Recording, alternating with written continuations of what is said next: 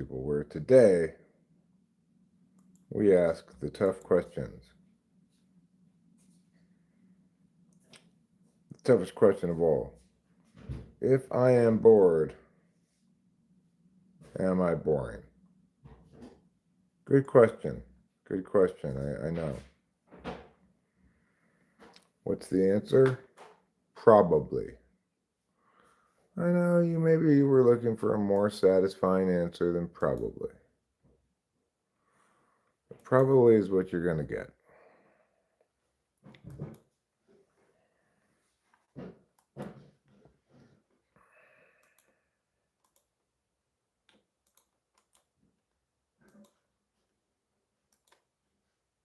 Okay, I'm setting it up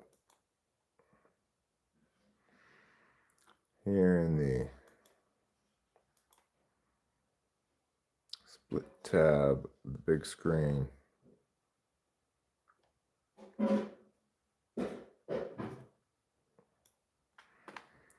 There we go. Hi, Winston's mom. You don't find me boring, huh? Well, thanks. I appreciate it.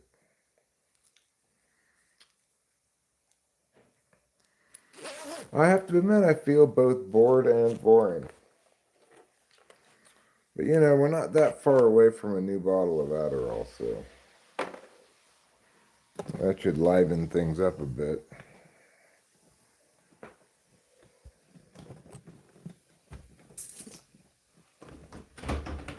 I'll get that Tuesday or Wednesday, depending on how things go.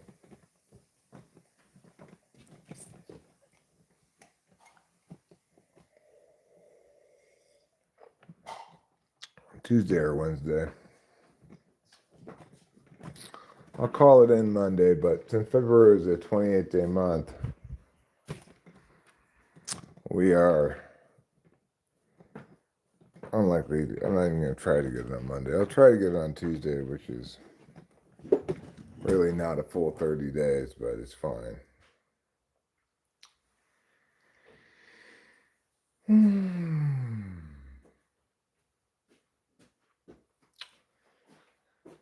So, how bored are we? Well, we're watching tennis.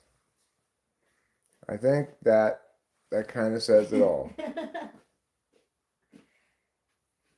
It's not like the Wimbledon or French Open or anything. It's just some random tennis tournament from Indian Wells. Oh, it's not even the Australian Open? I don't think so, is it? I heard something about the I guess. Look, Coachella right there. So that's So Indian Wells. Yeah, it's in Indian Wells. It's down by Palm Springs. Oh yeah, so this really is a nothing burger of a tennis match. Yeah. But Hey. we got Shelton, we got Opelka. They're playing tennis. What more could you ask for from a tennis match? Yeah, really. At least the first two sets won. Opelka took the first set, Shelton took the second set.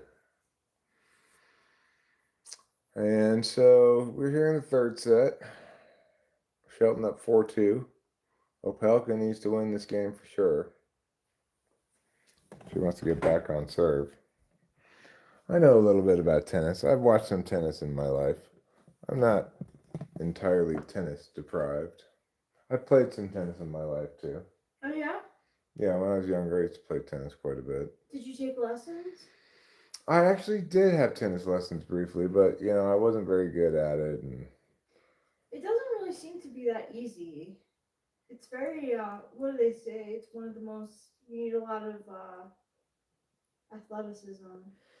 well, I always had trouble with my serves as well. Oh. Like I could play on the baseline, hit some balls back and forth, but I never really did get a good serve down. Instead, I got a bad serve down. Oh. Which is not really the goal if you're playing tennis. So, I slept okay last night. I got up on the earlier side, then I went back to bed, got a little more sleep, well worth it. Then I got back up, watched some more TV. I tried to go back to bed and get more sleep, but it just wasn't happening at that point. So I said, you know what? Let's just get up, let's live stream a little bit, let's talk it out. Maybe talking it out won't do any good, but let's talk it out anymore.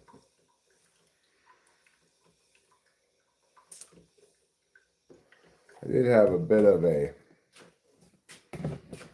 bad occurrence today. I was using a paper towel to clean this denture up here, and I pushed a little bit and it cracked. And I'm worried about a big piece of my denture breaking off. But I have a dentist appointment on Monday, so I will get that addressed then, and hopefully it won't be a big deal. I might even get, who knows? I don't know what the timetable is, but it's conceivable I could get my all-in-4 put in on Monday, although I don't think that's what it's scheduled for, so. Yeah, I was gonna ask if, what part of the process are you in? I think he's just going to take off this temporary denture, do some kind of a cleaning, maybe some kind of a prep for the final product. I'm not sure, but we'll find out. We'll find out on Monday. Regardless, this denture that I'm currently wearing is basically broken into two pieces now. Oh, really? Yeah, but they're still both kind of secured in their own way, I guess, and each in its own way. All right, I got this cup of coffee. Now it's time to go outside for a cigarillo. There's, Oh, the coffee's made? yeah. I mean, yeah, I kind of stole the strong part at the beginning. Okay, so it's not totally. It's not totally done cooking, no. If you get the first cup of coffee out of the coffee maker before it's done brewing it, you kind of steal the rest of the pot's thunder a little bit, because you get like this super strong cup. Anyhow, I got a dentist appointment on Monday, and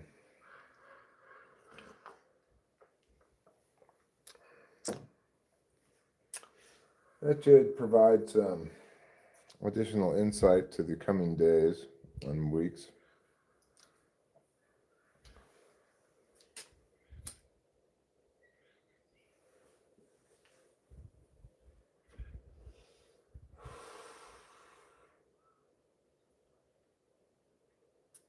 There's Capillo strolling.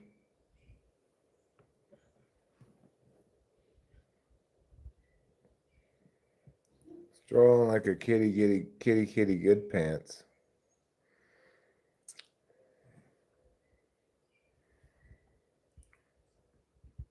She looks like she's in kitty jail a little bit.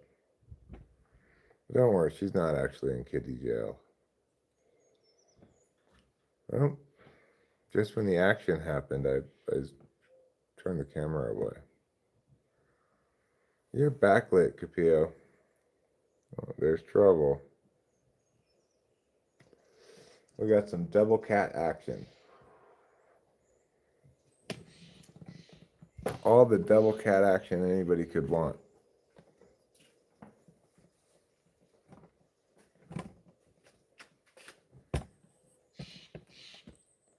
Double cat action for double the fun. Meow, meow, meow, meow, everyone.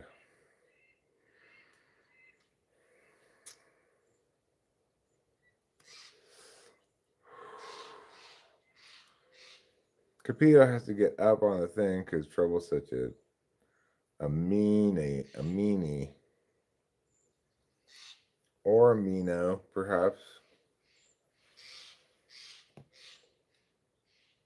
He's like, I'm gonna get you, bird. You don't need to get that bird, Trouble. That bird's fine. There's absolutely no reason to get that bird.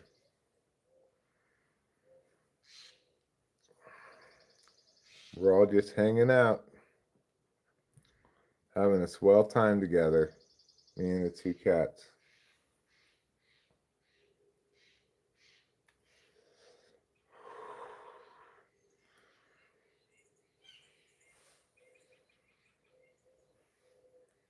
Earlier today, I had to chase away the turkeys.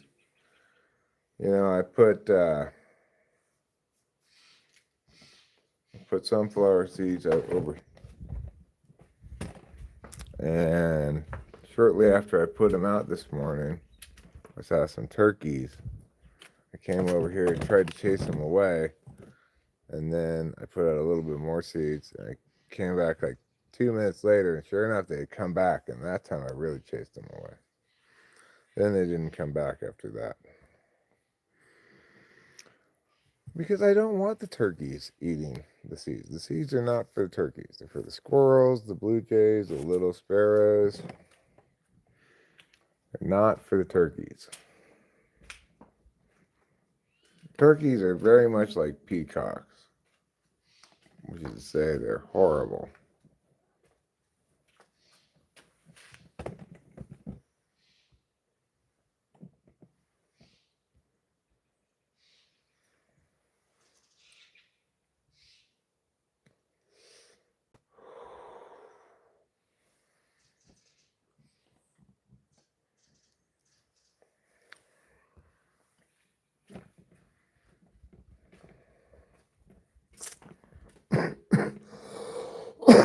So I decided to stream here today, and I figured at some point during the stream I'd cook a little dinner. What I'm planning on cooking for dinner is macaroni and cheese, broccoli, and smoked sausage.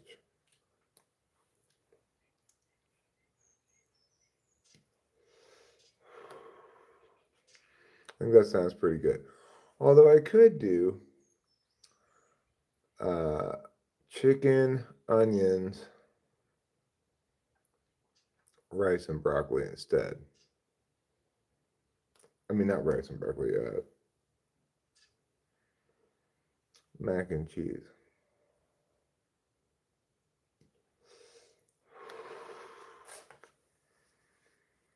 Yeah, mac and cheese sounds good, right? Sounds easy to chew with my broken denture, too. Like, this part, it'll wiggle if you would try to wiggle it.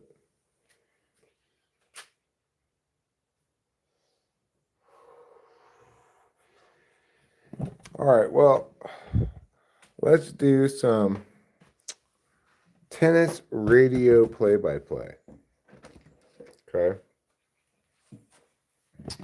Tennis radio play-by-play, and then we'll get started on the cooking here before too long. Because everybody loves listening to tennis on the radio. Especially when you can't hear any of the tennis sounds. When it's just me describing things. Okay. Are you ready for tennis on the radio?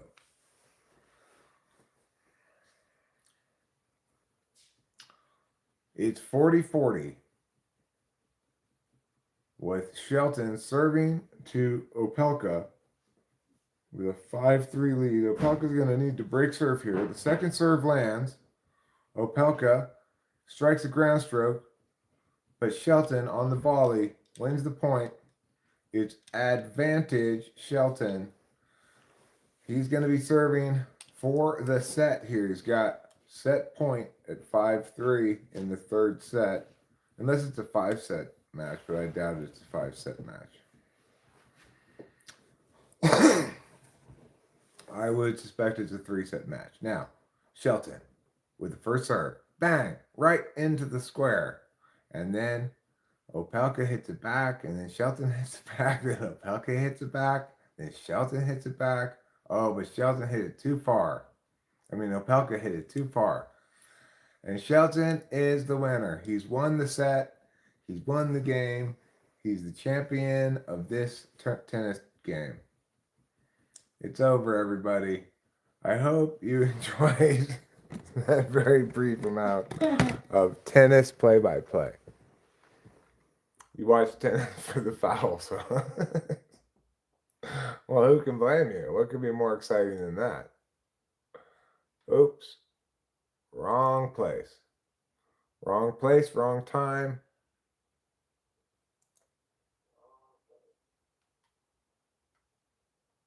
All right.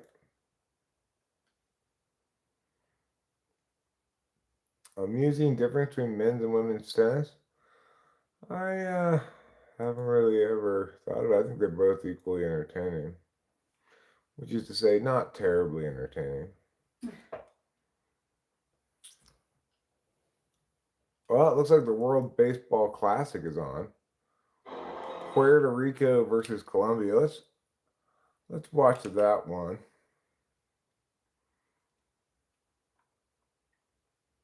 I'm expecting some mail today. It said the mail hasn't come yet, so if you're outside and you hear anything, let me know.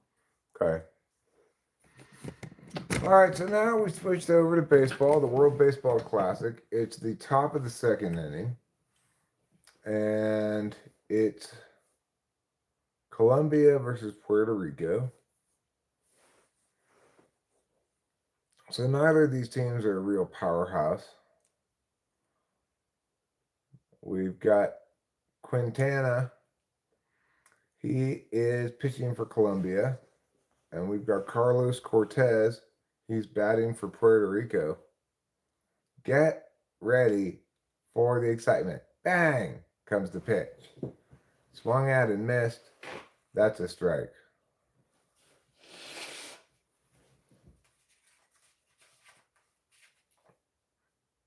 To whose mail is that stuff? I think the next are neighbors. This is 7170. Oh, okay, we'll put it in the mailbox or something. You mean across the street, people? Mm-hmm. Which is interesting. I wonder if her name is Rachel too. Maybe. And here comes the pitch. That one's a little bit outside, bringing it to a full count now. Puerto Rico takes a deep breath. Carlos Cortez, he's preparing himself for the payoff pitch. Nobody out here in the top of the second inning.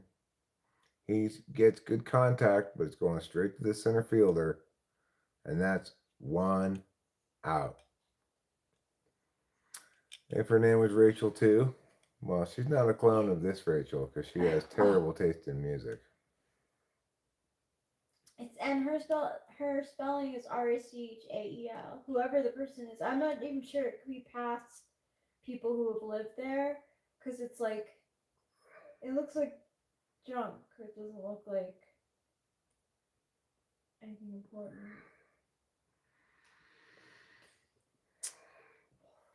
No athletes talk to themselves like tennis players. Tennis players look like lunatics in a public square, ranting and swearing and conducting Lincoln Douglas debates with themselves. They do talk to each other a lot. Now, 1 out, 1-0 is the count. Quintana versus Hernandez. Hernandez is actually an athletic, or was last year. Oh, really? Yeah, 2025 with the Athletics. See? But I said that before the graphic popped up, just for the record. Who is the NPC of the day? I'm going to say Daryl Hernandez.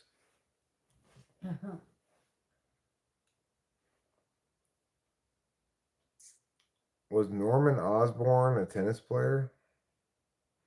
I don't know. I don't know anything about Norman Osborn.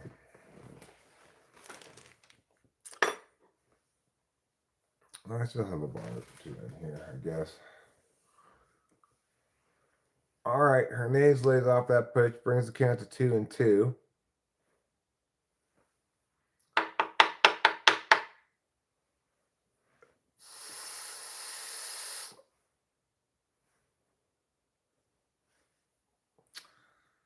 Quintana with the pitch into the windup. delivers Herné's solid ground ball, but he's thrown out. I think with tennis, like there's some parts where there was a recent. That's why I thought it was the Australian Open, because recently there were two women who were going against each other, and like the one woman was heckling the other one. Kind of, I think, I don't know. Did we see it together? Yeah, we probably saw that. I think I know what you're talking about. Yeah, and like there was no foul because like technically the rule was like if you're in the box or something or out, like her positioning was such that she could still heckle and there wouldn't be any foul. Well, I did go through a little stretch of time where I watched tennis videos. So videos more about tennis, like Mm. it used to be very common to have artificial carpet. I mean, just carpet surfaces. You might call it artificial turf, I guess, but really they were carpet surfaces, and it was very popular for a long time. A lot of places uh, held tennis matches on this carpet, but you can find old clips of people like trying to come up to hit a ball, and then the carpet like scrooshes up. Oh yeah, squid like ripples up. Yeah, exactly. And so people would be concerned about injuries, but also that surface apparently was very conducive to serve and like I guess serve and volley play, which was not considered particularly entertaining kind of tennis to watch.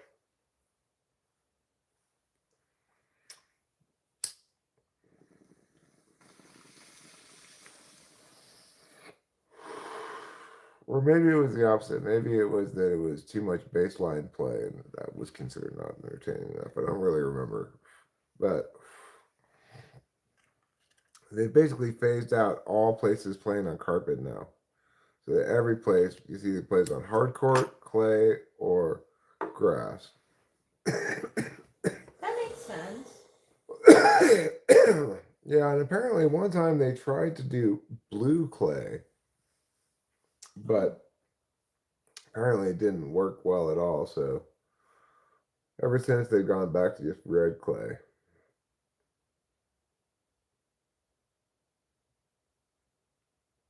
Talking with mental people. Well, I'm not talking with physical people, that's for sure. Hugh Bartholomew. Except for Rachel. She's a fellow physical person. Yes, I am.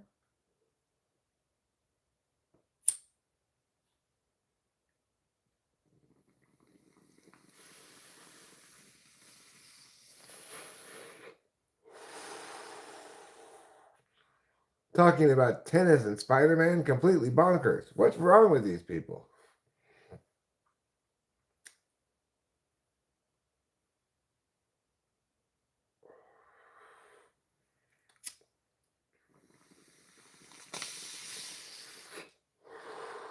So sometimes it's kind of nice to have some tennis going on. I switched over from tennis briefly because there's no tennis match currently on at the moment. $90 will buy you a whole barrel worth of oil. Maybe I should just start making my own gasoline. Just buy the oil straight and buy the barrel and just convert it to gasoline myself. Yeah.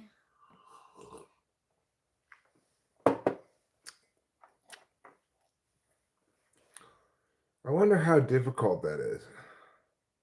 Techno dance music is my destiny. Benjamin Franklin. That sounds like something he would have said. It does. Should I, when I go to check the mail, I'm gonna go around like 4. I don't know how late the mail comes. Depends on the day. Yeah.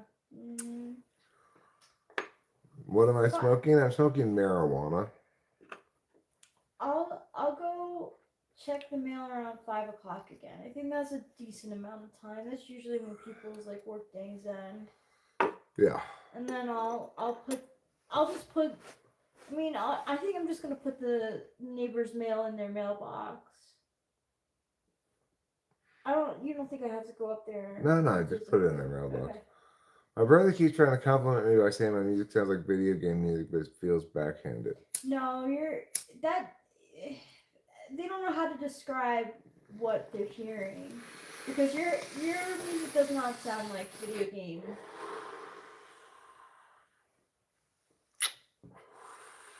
Not that there's anything wrong with video game music, but I don't think that is what you're going for. But I also think that people don't know how to always describe music that doesn't have like. Well, you don't have lyrics and words. Right. So. You will only smoke marijuana when you're in Jamaica. I think it's actually illegal there, ironically. Is it really? That is very ironic. No, I agree with Casey Jones as well. I'm not saying nobody's trying to talk shit about video games. Yeah. It's just I'm not. Either. I don't think it's really a very accurate description of Kyoto's music. Right. I think that what I'm trying to say is that I think that people lack the vocabulary to know what to actually, and even like maybe music IQ, to actually describe what they're listening to without comparing it to like computer or video game music. Well, I think it's just because it doesn't have lyrics and words. Mm-hmm.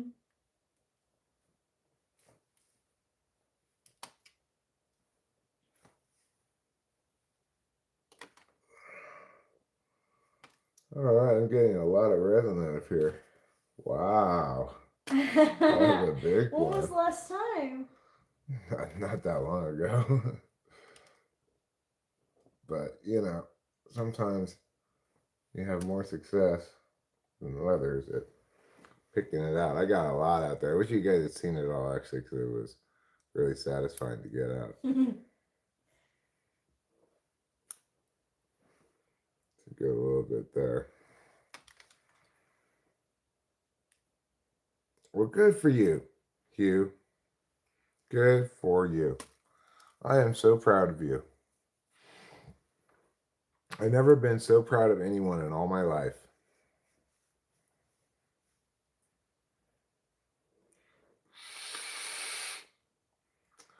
Okay, maybe I'm not really that proud of you. Well, these drugs cost nothing. Well, they cost a little bit in growing expenditures, I guess, but not very much. He's not very happy with me. Why not? Because I want to pet her and then she doesn't want to be pet.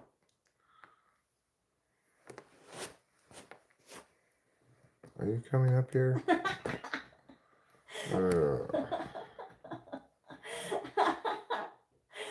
Oh my gosh, mommy wants to pet you.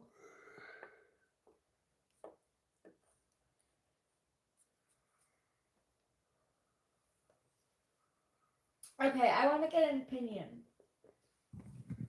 All right. For a person who is in the arts, so Timothy Chalamet was at some sort of like interview thing with Matthew McConaughey. I think it must be like 15 years, something like that, since Interstellar came out, and Timothy Chalamet is like the little kid in it, and he is quoted to say that he believes that the opera and the ballet are like not important, basically. And I feel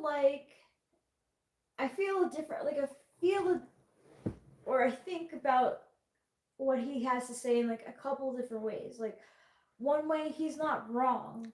Like, do I hear about a bunch of people going to the opera and the ballet? No.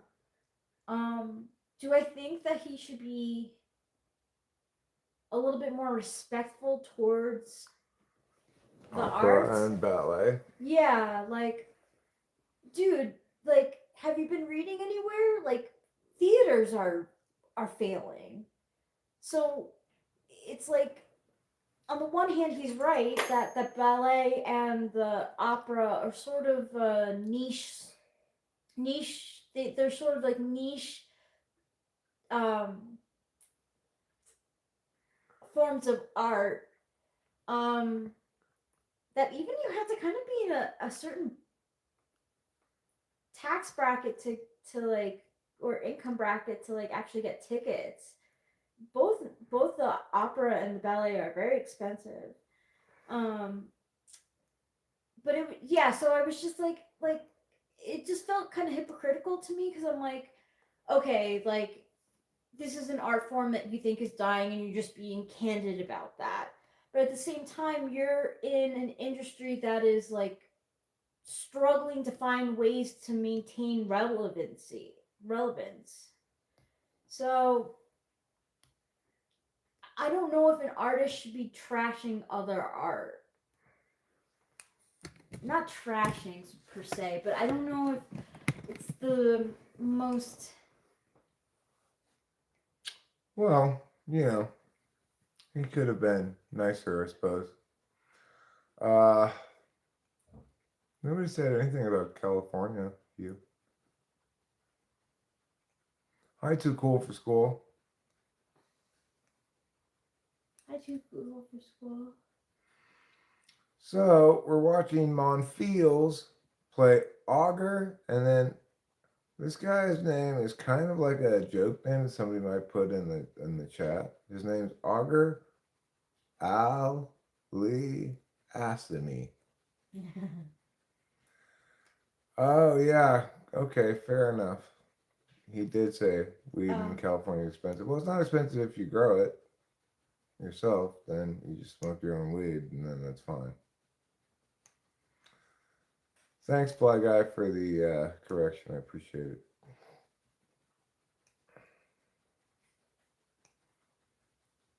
All the ass in me is playing against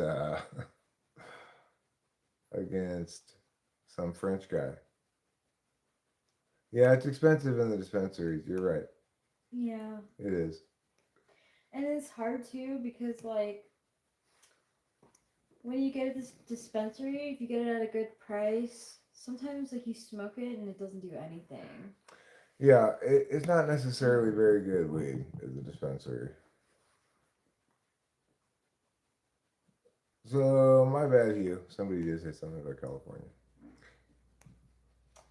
Um, hey, show media. Uh, Cam said that the Varda that we used to go to is now Uh-huh. taken over by Stizzy, and he's noticed that the quality. He's been not too happy. The last time he stocked up on like new, uh, good priced weed. Like that stinks. Like I thought, I know Stizzy mostly for their carts. Um,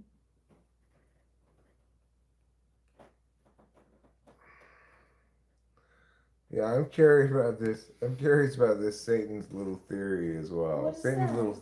Satan's little season theory. What is that about? Yeah, what does that mean? Let's see. I'm gonna Google it. Satan's little season. Is that like Satan's Christmas? Is it happen like Yeah, yeah. August 7th or something?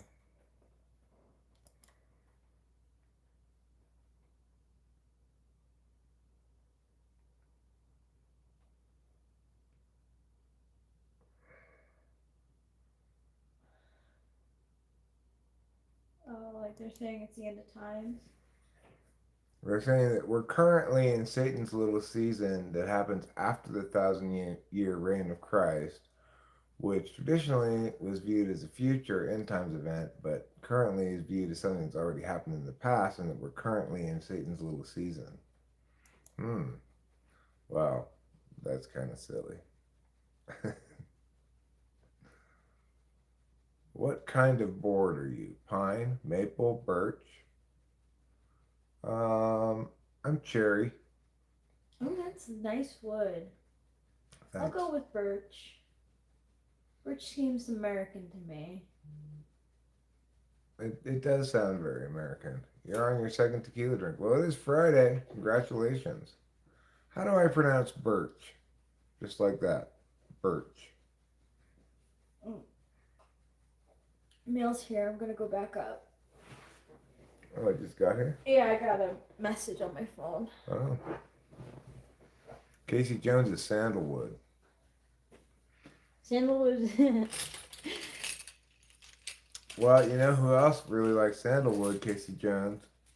A little someone named Jennifer Aniston. Oh my god, you read my mind. I didn't say it, so I was like, I always say it. So, Casey Jones, you and Jennifer Aniston, maybe you got a future together. Yeah. You guys could That's go all you places, you need. could smell sandalwood.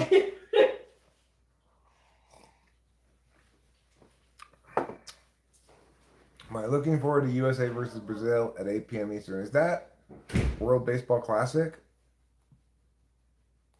Your press board, huh?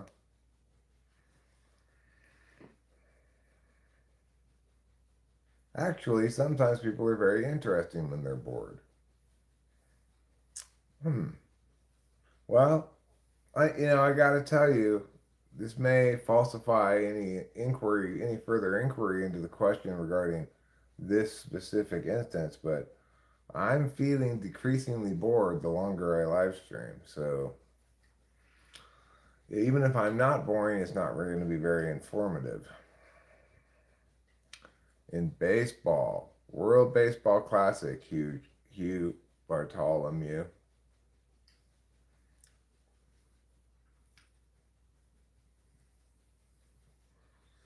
Too cool for school says, nah, someone with ADHD can get bored easily, but it doesn't make them necessarily boring or can depend on the environment, so I don't think being bored makes you boring.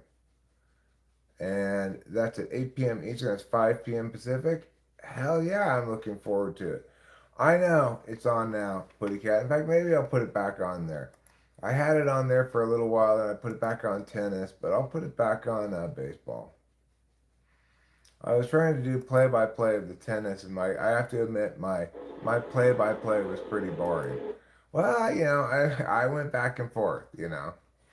But I'm back now. I'm back at the WBC. We're watching Puerto Rico, which happens to be the land of grapefruit flavor, playing against Colombia, which is the land of cocaine flavor. No, tennis isn't gay. I used to play tennis when I was in high school. Not on a team or anything, but I used to play against my friends regularly. I didn't even know Brazil had a baseball team. Well, they do.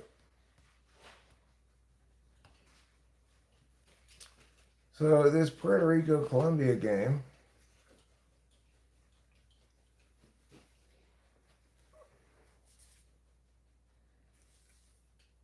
elections department.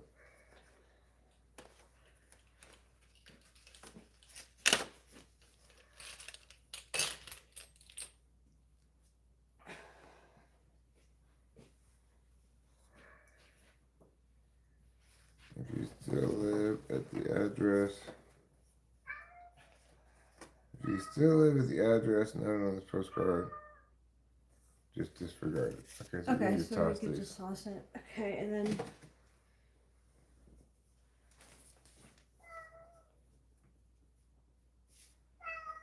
Oh, trouble.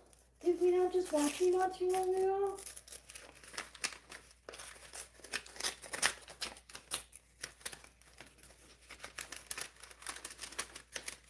What is this all about? Unclaimed property division.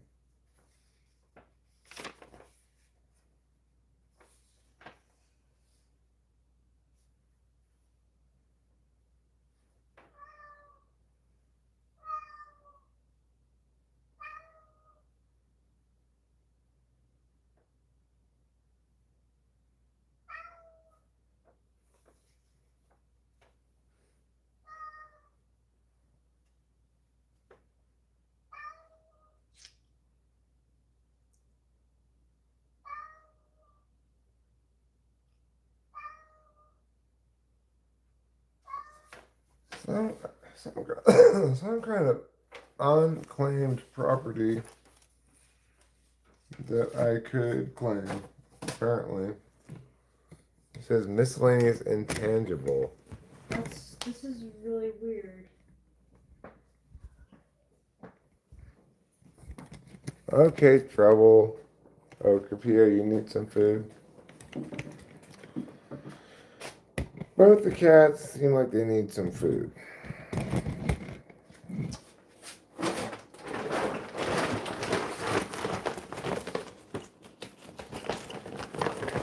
Here's some food for you.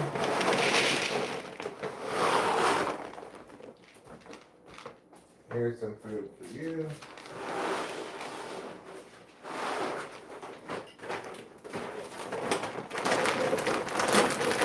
Alright, now both the cats have food.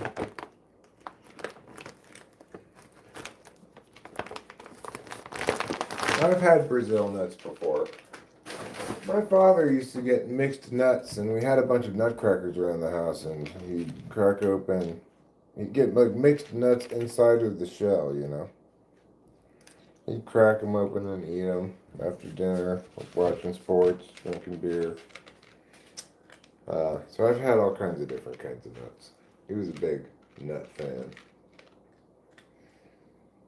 Brazil nuts are quite large. They're like maybe that big. Maybe a little smaller, but they're bigger than walnuts. My cat killed a pigeon today. Well, I'm sorry to hear that, Hugh. That's why you get a Brazilian when you get your underwear area shaved. Because in Brazil, they don't have any pubic hairs.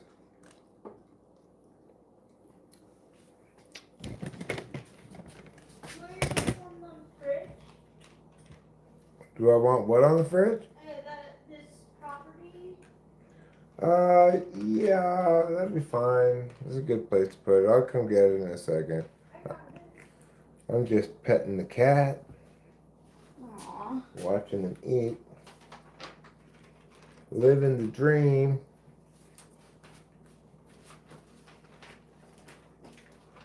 Well, that's interesting.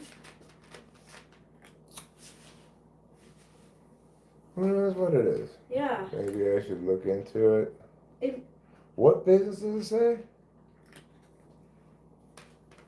miscellaneous business Eden of Envy San Francisco branch. Alice on 505 Mia San Francisco. What is it? Doesn't it also say Laverne on there somewhere? Yeah. Property owner from when you lived in Laverne. Wait, did you live on 5th Street? Yeah. Yeah.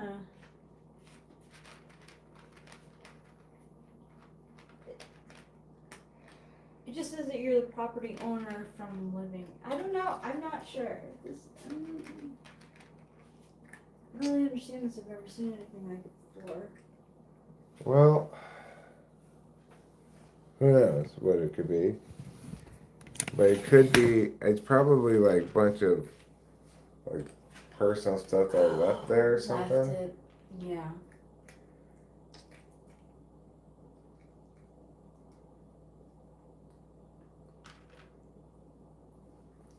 I've already had 6 BBLs. 6 BBL? Yeah, that's why my butt's so high up. My butt now is right between my shoulder blades. That's how far they lifted it.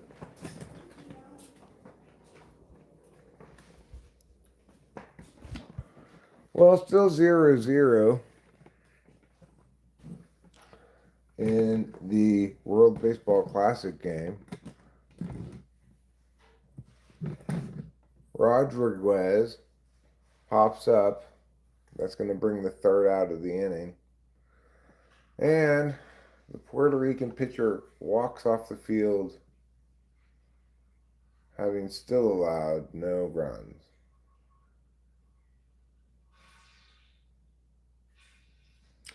Why are you talking about bras, Fly Guy? Because in Brazil, people don't wear bras.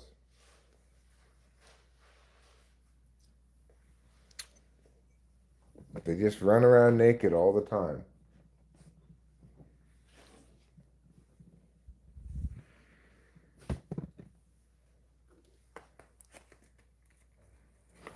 I agree. It's in very poor taste of them. But what can you do? They're Brazilians. Hi, Kay. How are you? Uh-oh. Fly Guy, there's fighting words. What do you got against Kay, huh?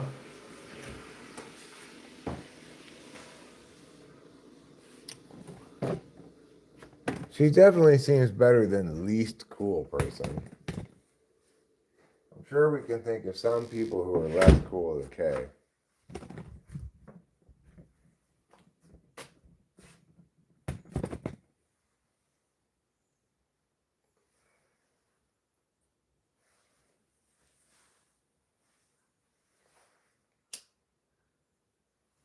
Dick Vitale is still, I guess, alive and making commercials. Well, good for him.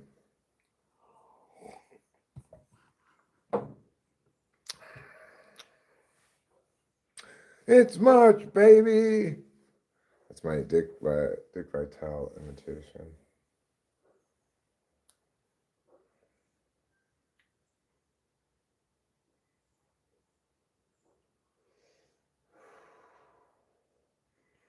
Kay's popular with the ladies.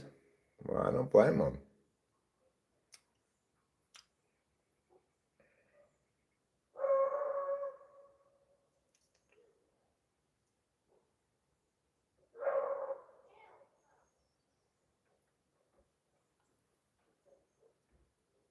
Well,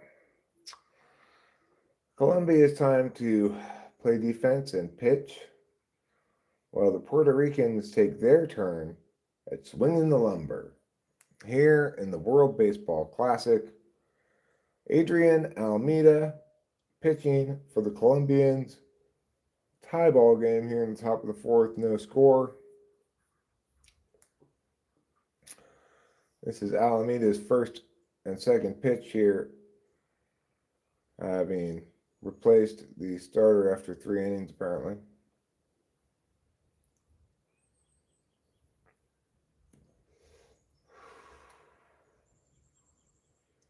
Almeida, 1-2.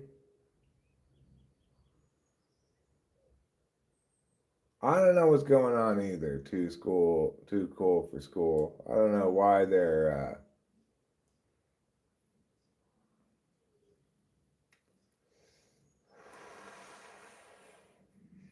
I don't know what's going on. Anyway, I do know what's going on here in the World Baseball Classic. And what's going on is Puerto Rico and Colombia tied at 0. The Colombian pitcher just struck out the first Puerto Rican batter of the inning. He's going to go sit back down in the dugout. Meanwhile, Colombia's pitcher picks up the rosin bag, fiddles with it a bit. There are pitcher rest restrictions.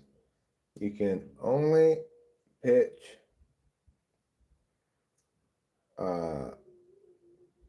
you have a certain amount of rest for a certain amount of pitches thrown. So if you pitch 50 pitches, then you have to rest 4 days.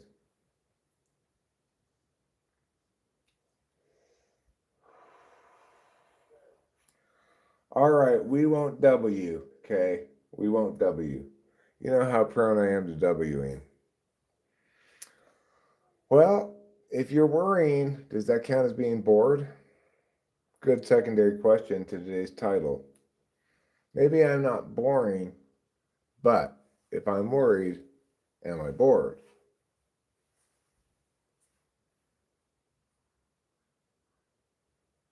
Fancy hose holder? What's a fancy hose holder?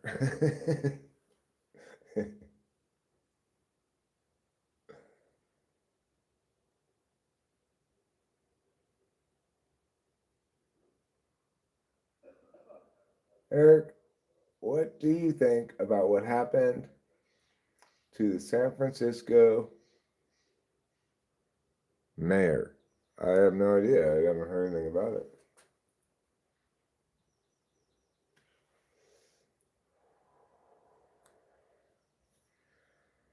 Hello there. Um,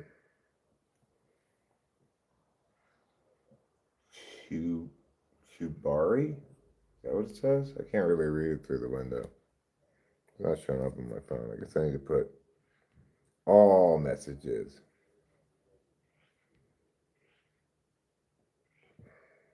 Still can't really read it. You're keeping it Swifty? You're Charles, huh? Sounds good.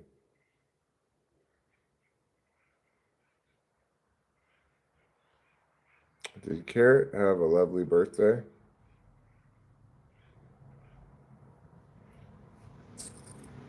I don't know what kind of birthday Carrot had.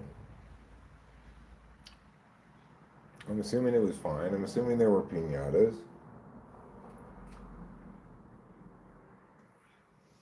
That's all you need for a completely fantastic birthday is at least 2 piñatas. If you got that, then you're golden. Your birthday cannot fail.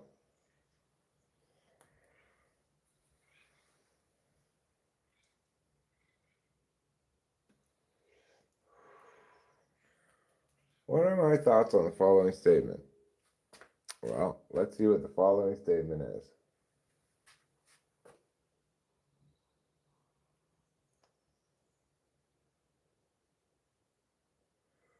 The right to bear arms is already protected under both the Constitution and the Michigan Constitution. Requiring a permit cements a constitutional right into a government-issued privilege. I agree with it.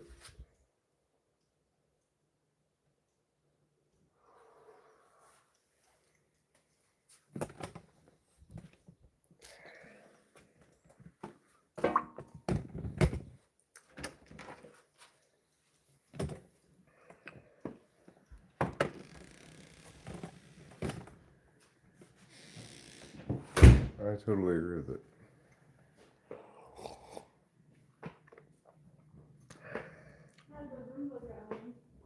Oh yeah? Yeah, so far so good. Cool. I don't even hear it either.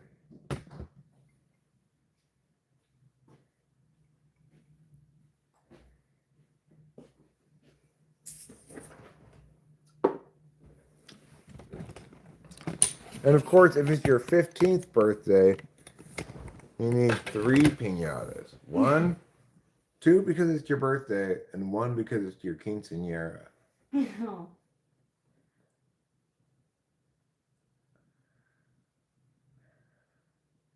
Eric, what are your thoughts on a new law in 1989? Yeah, and once again, Eric, what are your thoughts on this new proposed or this new political idea?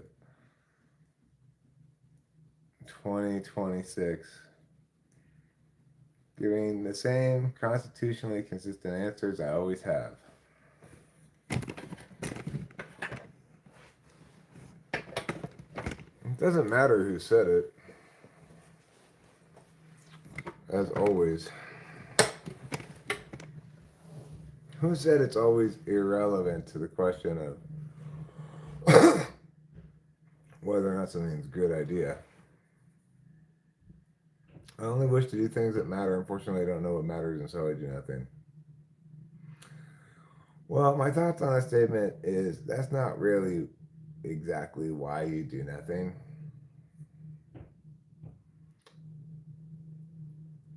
You know,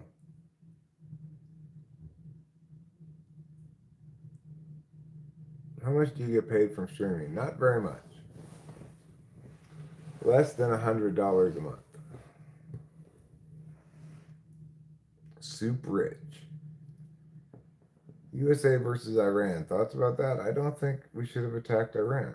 I think it's insane to say that it's okay for us to just have naked aggression against another sovereign nation because we don't like them.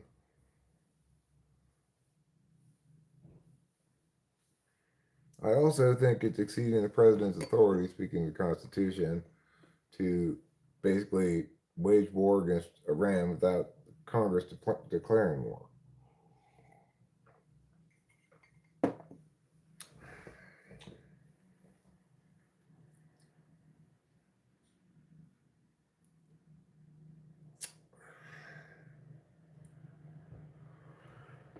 It's ridiculous. It's horrible. It's unbelievable.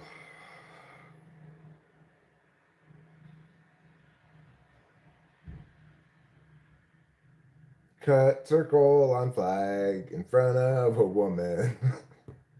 I have no idea what that means.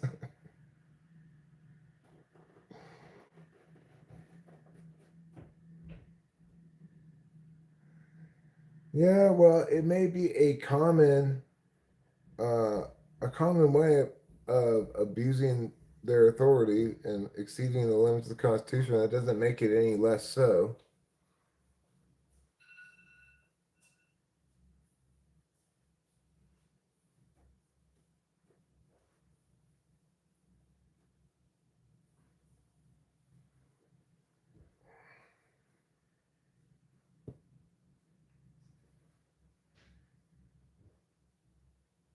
So, I mean, if you're saying that it's constitutionally acceptable for any president to attack any country anytime for any reason, then you're not defending any constitution. I understand.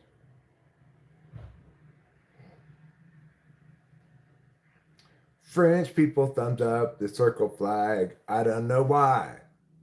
I don't know why either. I don't even know what the circle flag is.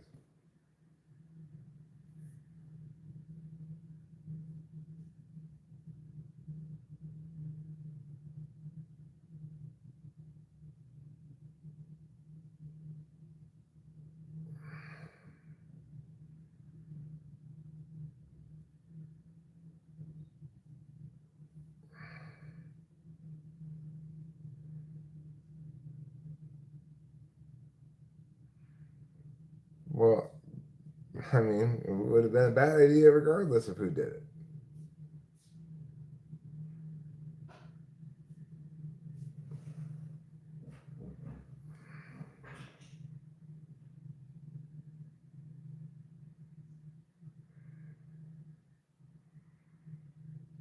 The fact that I don't know what that flag is it Iran's flag?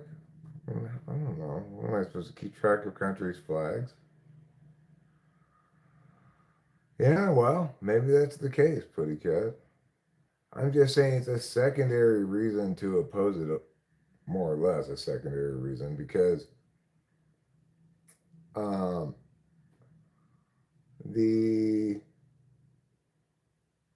the problem is simply one of it violates just war theory. It comprises aggression. It's not justified as a response to aggression, and accordingly, it's not acceptable. You want in life and in politics for things to be applying a fair and consistent rule, not to just be arbitrarily determined because some president feels like attacking Iran. Yeah, what's the reasoning for attacking it? Well, we don't like them. That's the only reason. They're bad. Regime change, I think, is the express intended outcome. That doesn't even comprise a reason for attacking them. Well, what's that circle flag then? I would have recognized Iran's flag actually.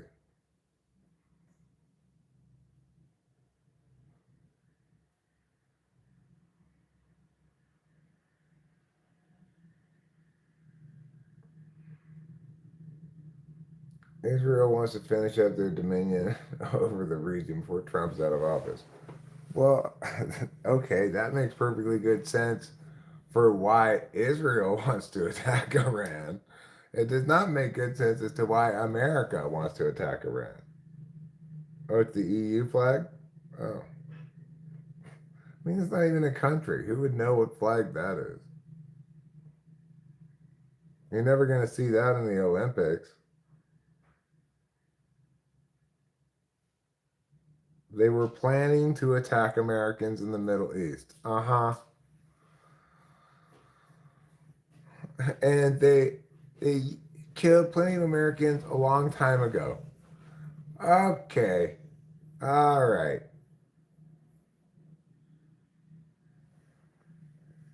That's a bunch of bullshit.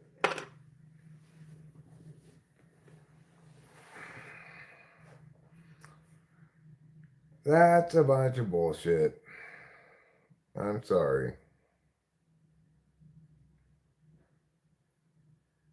It's ridiculous. They were back on the path to creating nuclear weapons. Again, if it's okay for Pakistan and North Korea to have nuclear weapons, why is it not okay for Iran to have them?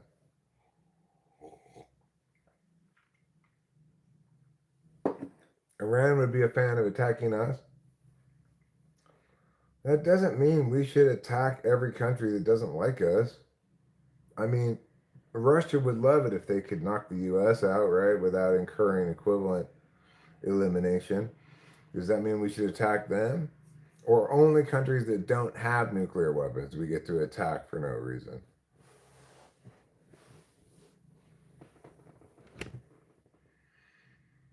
You can spice up your saw synth by slightly modulating the phase or frequency with noise. Well, thanks, Gyalt. It's a real helpful pro tip.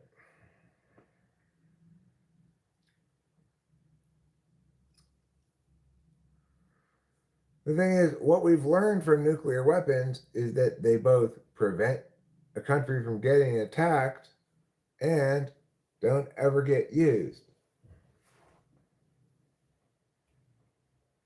I don't see how Russia's invasion of Ukraine started World War III at all.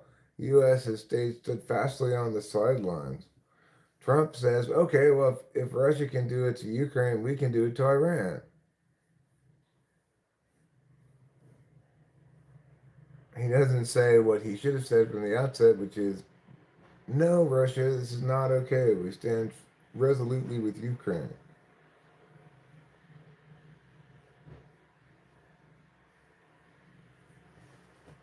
But, U.S. foreign policy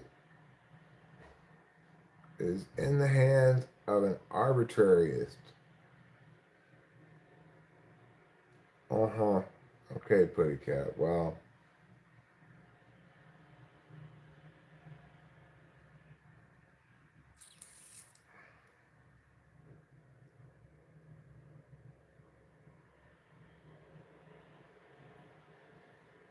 all I know is that when I went down to Carnival to visit Brazil and went to Carnival, it was just like this the whole time. Spring break! Woo! Carnivale! Look at me! Woo!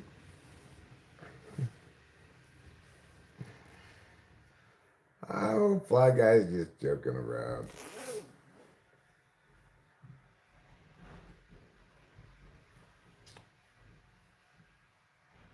Ain't no mountain high enough. I know we sent money and weapons to Ukraine. But that's not what we promised to do if Russia were to attack them when we agreed to take their nuclear weapons in exchange for our promise of protecting them.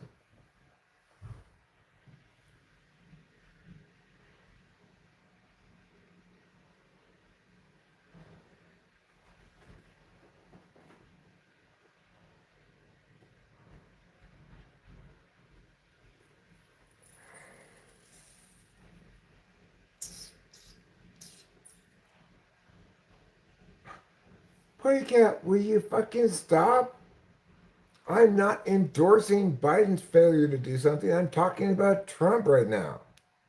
It's totally irrelevant. I'm not picking a side like you always seem to think I am or that you always want to do, right? I'm just expressing what's wrong policy-wise. It doesn't matter who's doing it, for fuck's sake. It does not matter who's doing the wrong thing. The point is that it's the wrong thing to do or not do. That's it.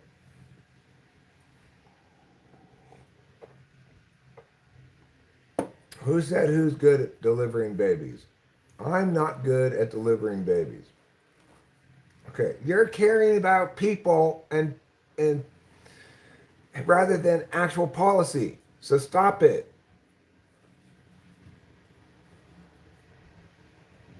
Yes, Biden failed to do it as well. It's also the case, though, let's acknowledge it, that Biden's term was much, much better than Trump's second term. Trump has done a bunch of stupid shit, and that's always bad when you have an activist president.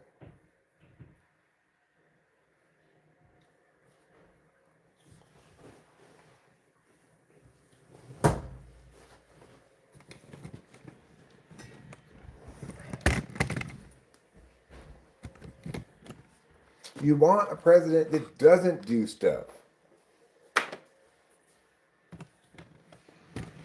Now, granted, there are instances where you need them to do stuff, right? Like somebody should have taken the lead on Ukraine in a meaningful way back in the beginning of it, which was Luhansk and Donetsk, which I don't even remember what president that was. It might have been Obama.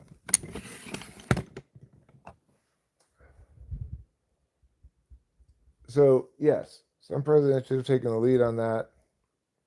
There should have been broad consensus in the country that we weren't going to let that happen for the right kind of reasons.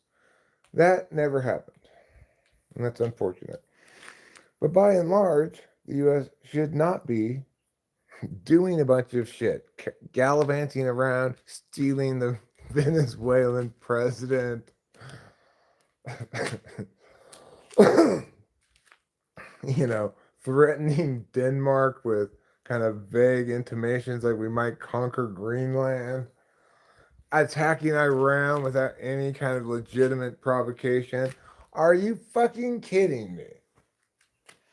Deporting people left and right, ice shooting, random American citizens. It, it's all just horrifically terrible.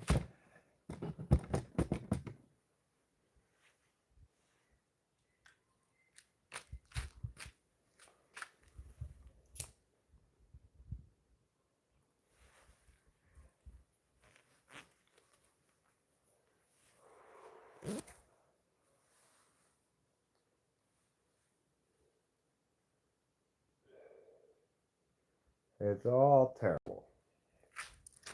What are you going to do? Sometimes things in life are terrible.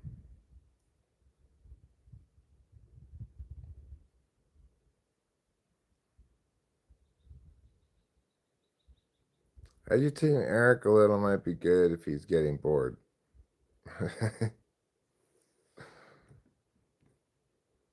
This stream has stopped being relaxing due to excessive talk about anger inducing issues. I don't look good, but I'm a fragile lady. Yeah, I don't like talking about politics either.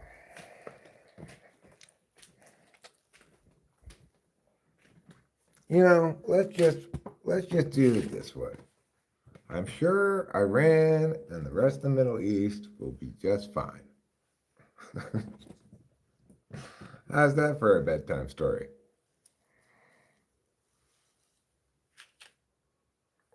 Didn't Alex Jones say something about making the frogs gay? I don't know what people have been telling you, but I have not been making the frogs gay, okay? They've been hitting on me. I have nothing to do with it. I've been saying, get away, you male frogs. I'm not homosexual, but they keep coming on to me.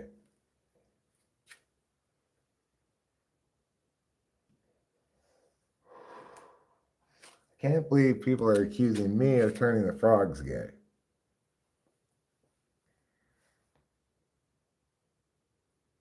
High Five Fragile Support Group.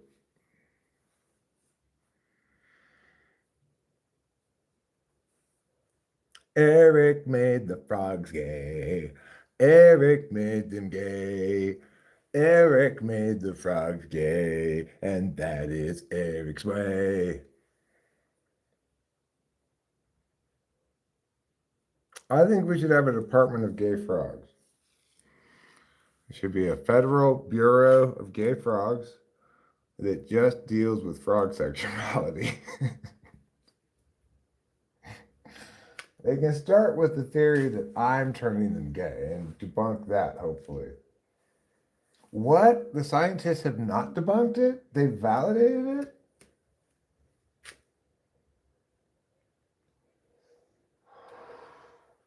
Wow. I guess my pheromones are a little more powerful than I thought. Dating men is a humiliating thing I want to change.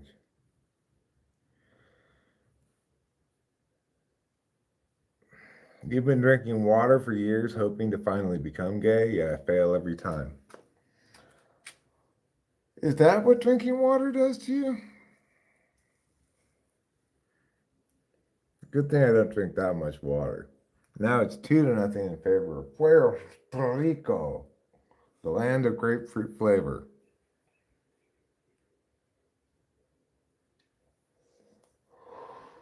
The beautiful land of Puerto Rico is like a beautiful lady. Una mujer. What's beautiful in Spanish? Bella? That seems like that's Italian.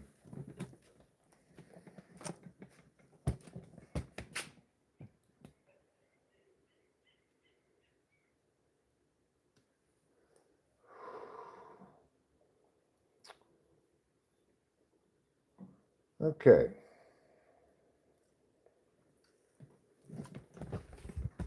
Bienvenidos to the land of Puerto Rico.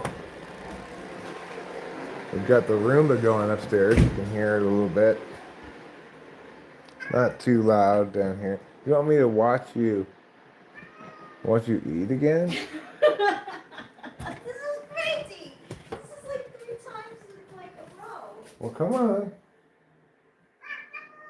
Okay, I'm right here. Come on.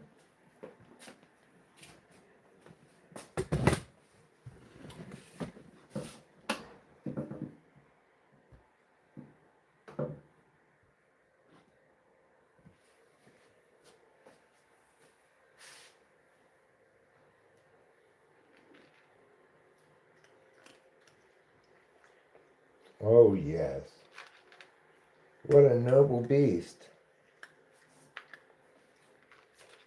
You are friend to man. Frogs give me the ick.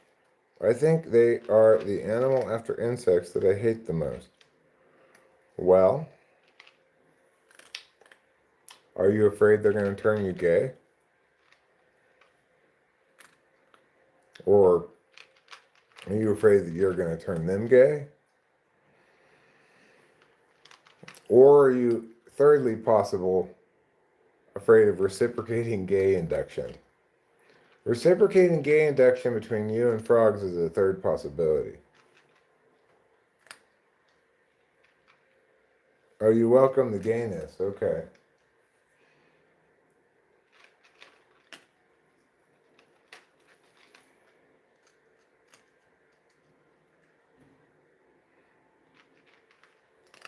You can't get high by licking regular toads. You have to find the right kind of toad or frog, and I don't think they want to be licked. Too bad I can't get DMT by just licking this cat.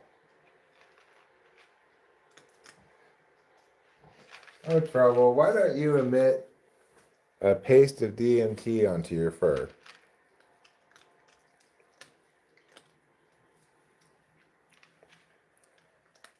If frogs could turn you gay, you'd like them more.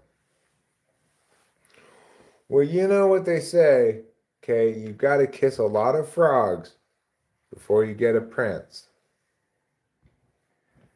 That's what they say.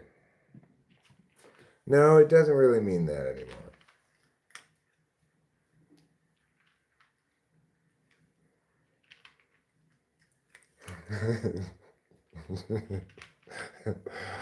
Bye, guy.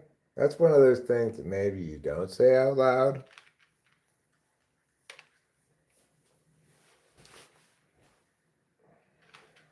Oh, Mr. Kitty. Look at all this fur on this comb.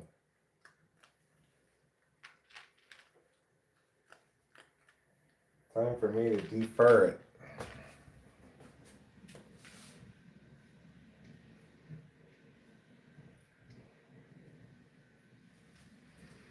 There, I defurred it.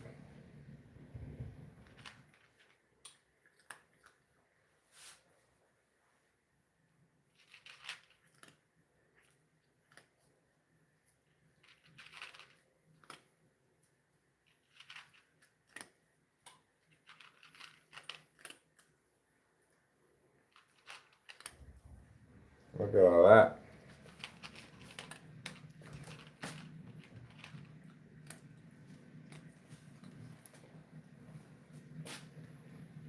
Oh yes, you're a special man who's got very hungry ways. Okay, you don't want me to comb you anymore. That's fine, I won't comb you anymore.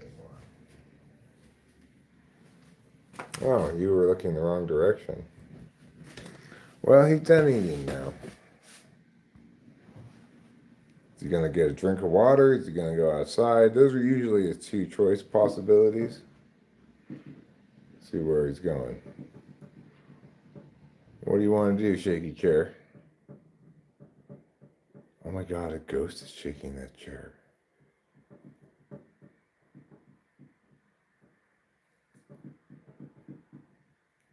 He's looking at the outside door. I think he's gonna go outside.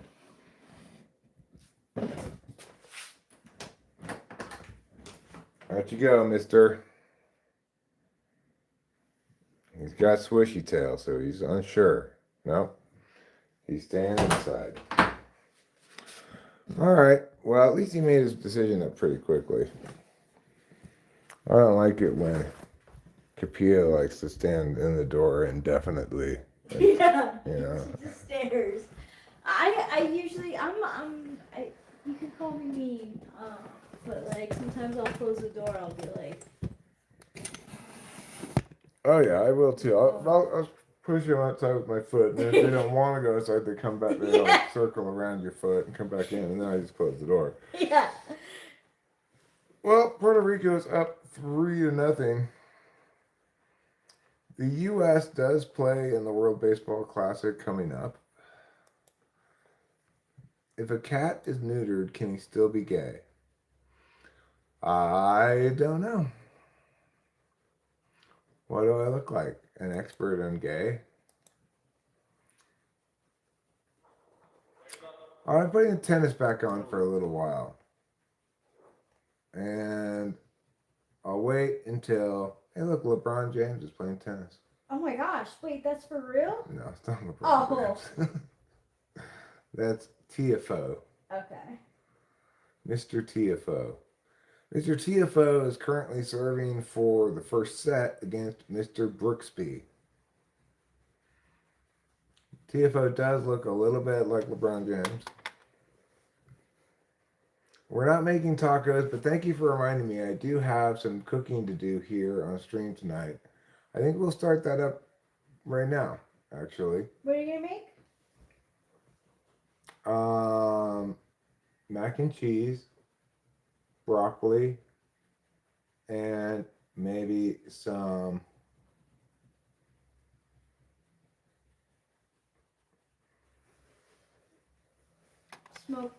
Smoked sausage. Viral clip.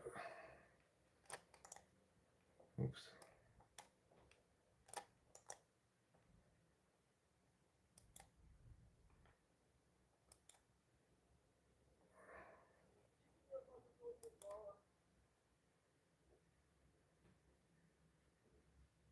What? So wait, Michael Jordan? Yeah.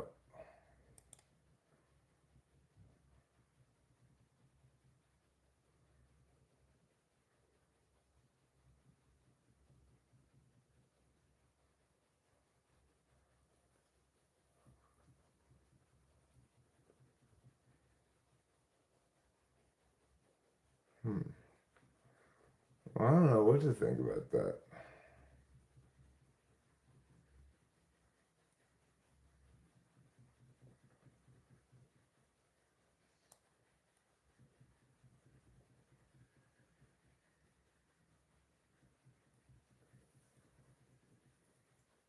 So did your thing in the mail ever come? Yes, it did.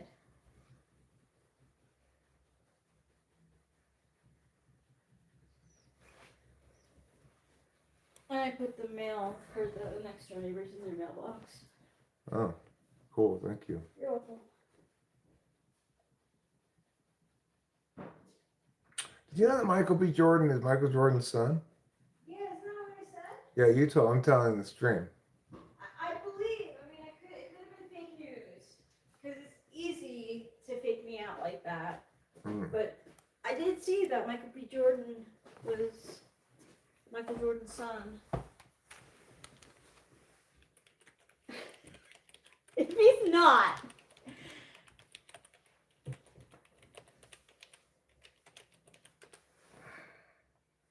No, he's not.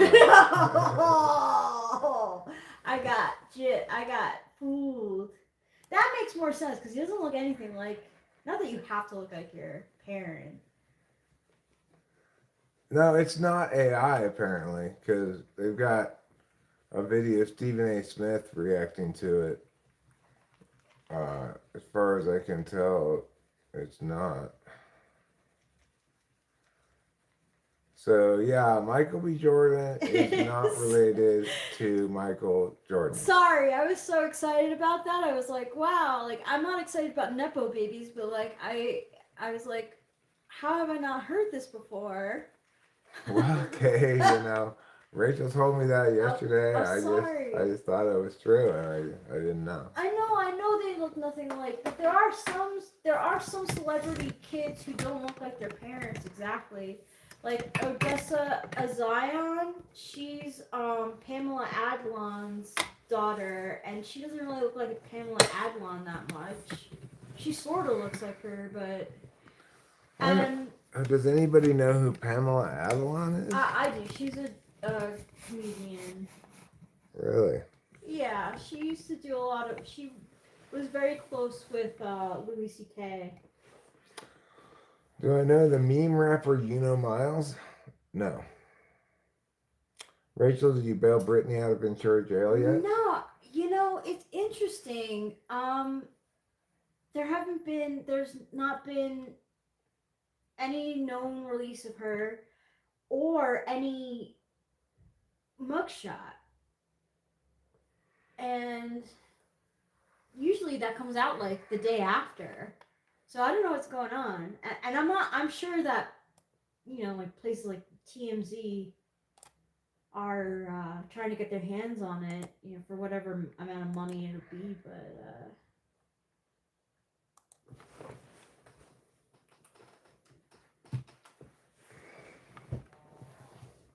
oh, she was. She was released Thursday morning. Or after 6 a.m. She's scheduled to appear in Ventura Superior Court on May 4th. Well, there you have it, everybody. There you have it.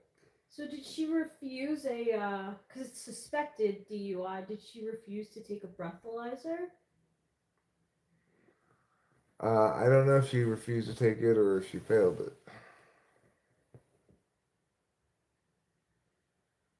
You know who, Miles?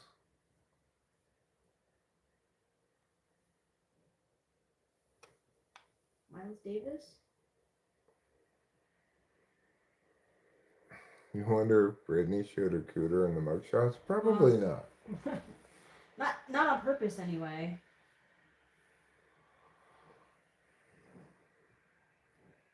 Apparently, she, was crying, which is normal. Like, they said she was, like, crying the whole time. But, like, the thing is, if she really was under the influence and driving, like, I don't care how much you cry. Like, you do have to, like, kind of take accountability for, I don't know.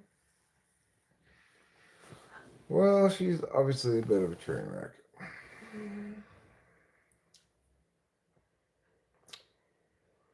When I think about these celebrities who are my age-ish. I mean, Brittany's not quite as old as me, I wouldn't imagine. She's closer to my age. She's, like, born in 1981 or something. So what? She's 43. Okay. But sometimes you hear about older guys, more my age, who like get arrested for DUIs and stuff. I just think, well, I may not be the hero I've been dreaming of, but at least I'm not a complete train wreck like that. Mm. The Northern Boys are the best rappers.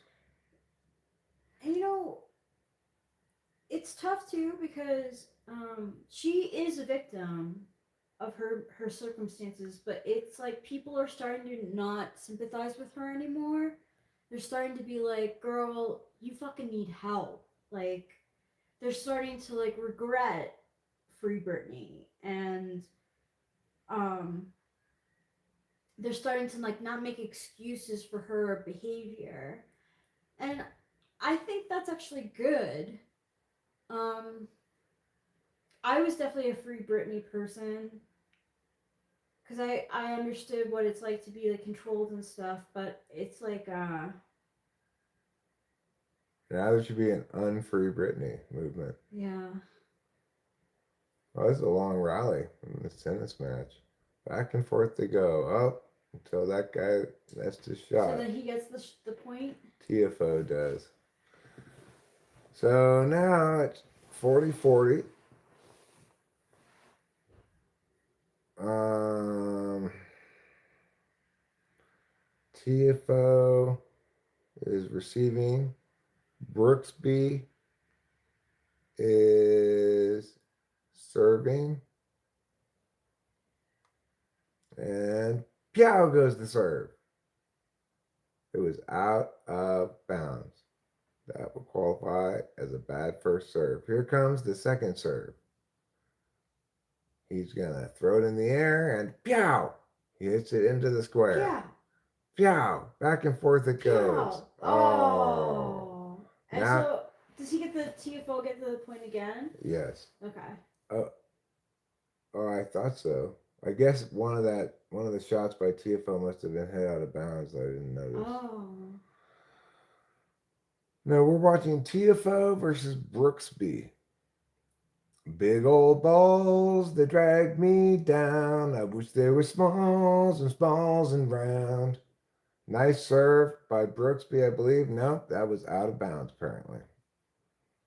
Buddy Cat, you should play Shut Your Face. Oh. Brooksby serves it inbounds this time. Back and forth it goes. Oh, Brooksby hits it into the net. That's going to be deuce.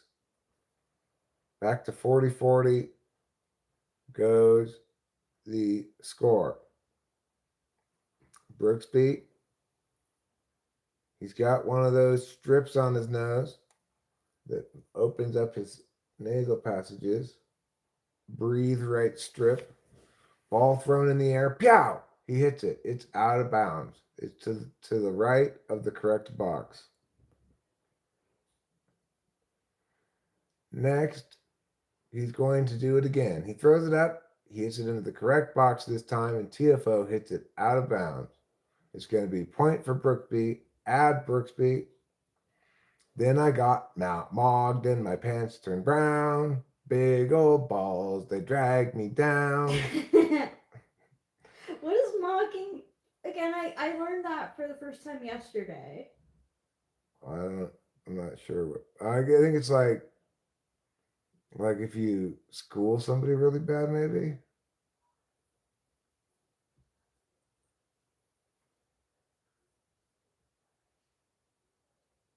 What is that? Oh, it might be yelling at me. Oh, is it the Roomba? Yeah. All right, it's deuce again. It's deuce. Mr. Brooksby still serving. First game of the second set.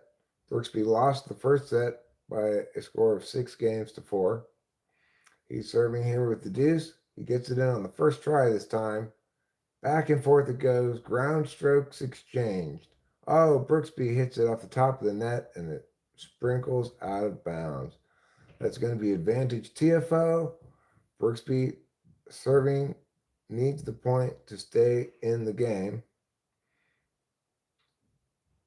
Has your Roomba ever sucked up a cat turd and just smeared it all over the house? No, we don't. This is really the first time we've used it. I think the word mogged is being inferior compared to somebody. Dominating or outshining others. Yeah, like schooling somebody.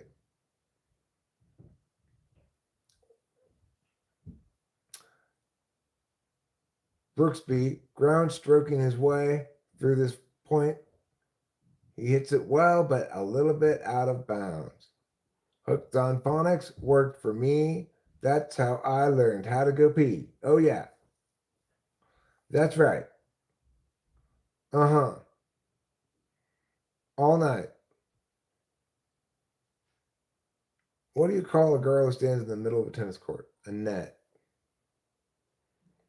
It's wonderful stuff. Wonderful, wonderful stuff. So it's going to be TFO now serving with a 1-game advantage, having already broken Brooksby's serve in the first game of the second set. Brooksby is going to be in trouble here if he doesn't turn things around quickly.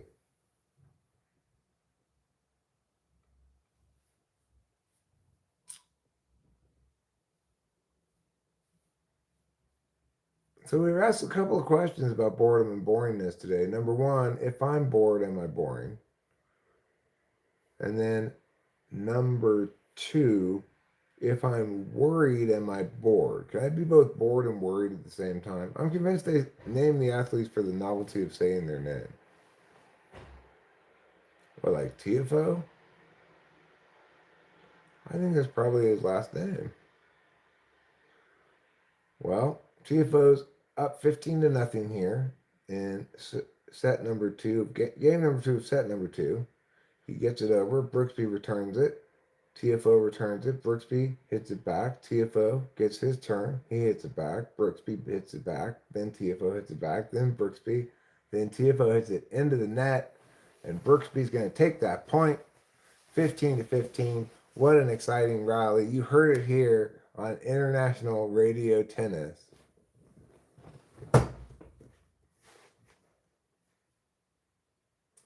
I was messing with my keys on the keyboard and I accidentally said, yeah.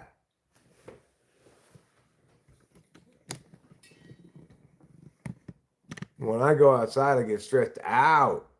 When I say hi, I get shut down. When I got people around, I'm anxious. Well, it sounds like you have bone cancer. They do not, Fly Guys. Sports are not all fixed. It's ridiculous. That'd be so complicated. It'd be so much easier just to let it be real. R.I.P. Gravestone.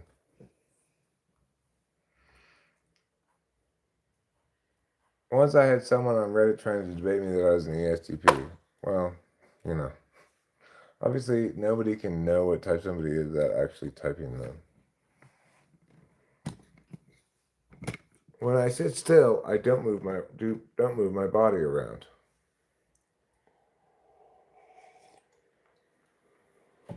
Well, if it were real, all the sports names would be Brown and Smith and John. How many Browns and Smiths do you actually know in your life? I don't think I know any.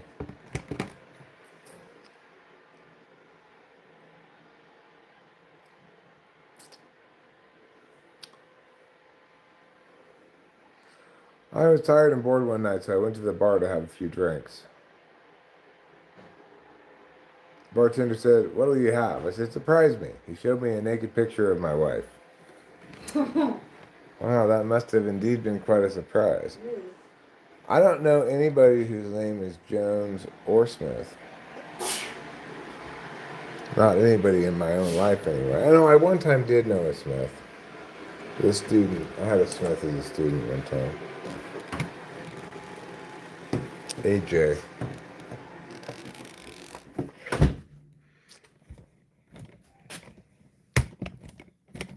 But you know, I also had a Madison Sky, Stefanik, Tiedemann, and Cantonia, so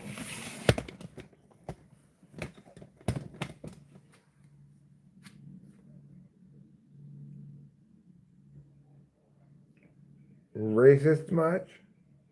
Who's racist?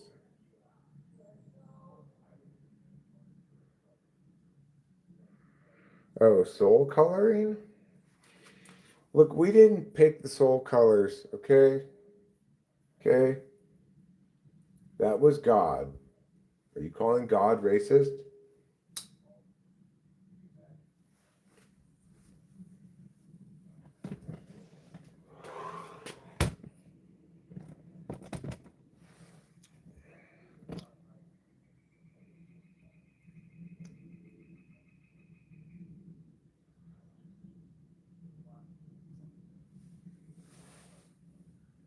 Oh, yeah, they do. Oh, yeah, they do.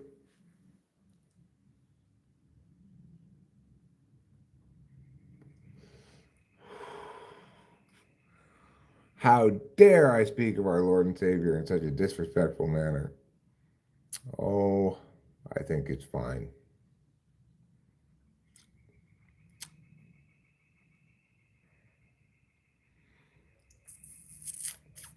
Well, Brixby takes back a game.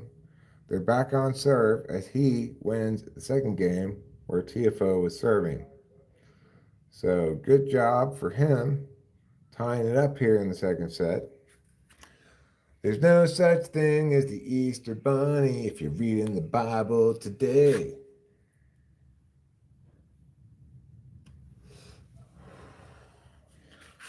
I mean, a lot of people interpret certain parts to be referring to the Easter Bunny, but in only a couple of those places is there an indication that he hides eggs.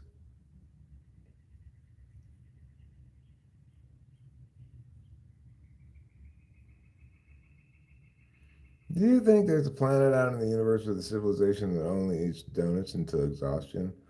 I don't really. I'm with Fly Guy. I don't actually think there are other civilizations in the universe. Hello there, Cloud Kika. Nobody said the Easter Bunny laid the eggs. He just hides them. Everybody agrees that he hides chicken eggs.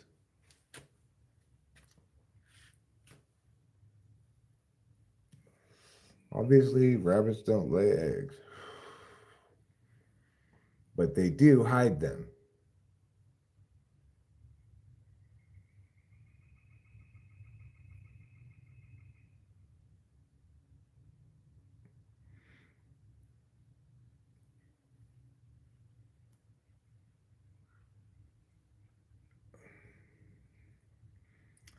I believe Turians exist because the thought of Garrus being real gives me happiness. All right, well, fair enough. You believe in them then.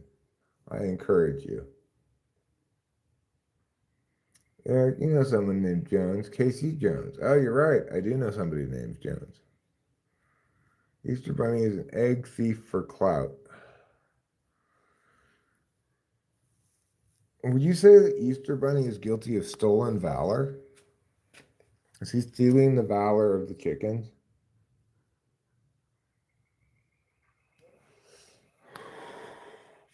But more importantly, is the Easter Bunny the one who dyes the eggs? That's never been clear. Yes, he hides them. Yes, the chickens lay them. But who dyes them? Well, it's obviously Easter elves.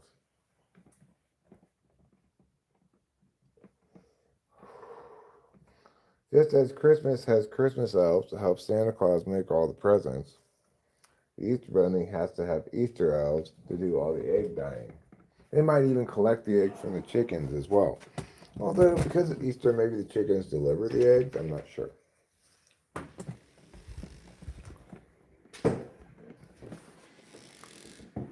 Yes, I'm the world's foremost expert on Easter, but that doesn't mean I know everything about it. Oh. There's still a lot of things that are unsure.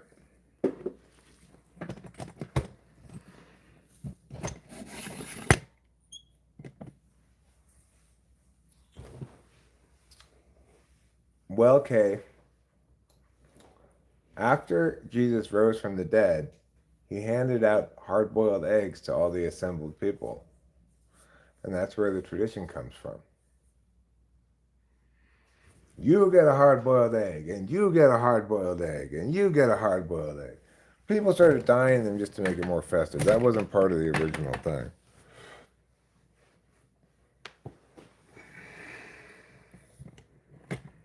Not 3 bottles, Fly Guy, just 3 drinks. Oh, right, I gotta make dinner, I forgot. Same place the Easter Bunny gets them from, Kay. Chickens. It's like people have never had eggs before.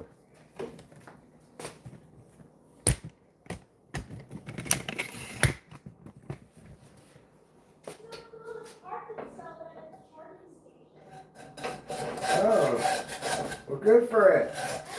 Oh, nice. It got all the like dried leaves.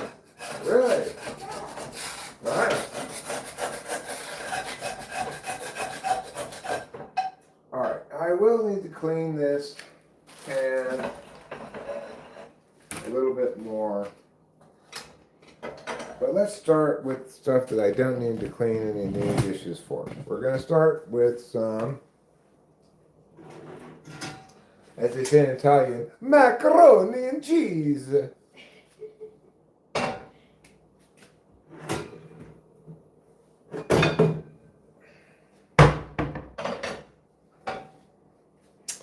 Alright, so bring this pot over here. Open up this door where we will discover macaroni and cheese. Now, we're going to open this box. Then we're going to remove the pouch within. This, by the way, is exactly how humans give birth.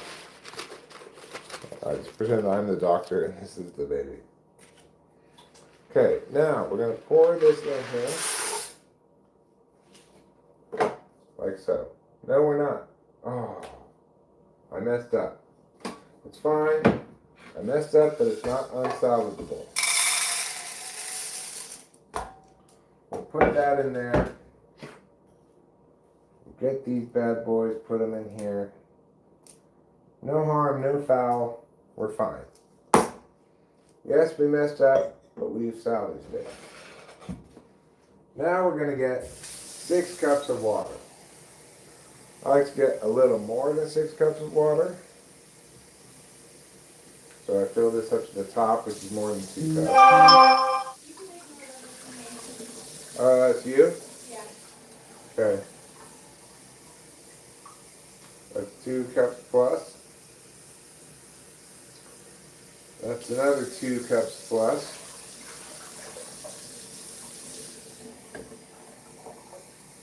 And this is a final 2 cups plus.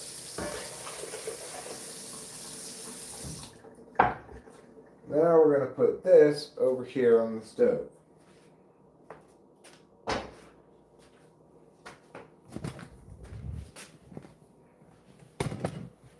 I'm going to turn it on.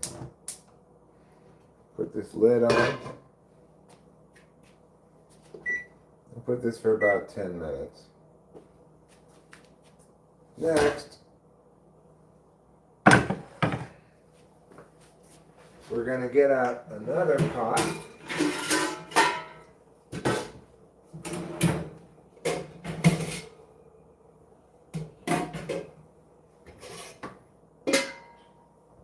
Where's the lid to this pot? The lid to this pot must be in the dishwasher.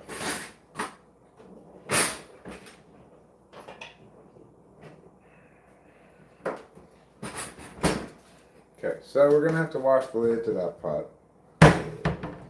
We'll come over here to the sink.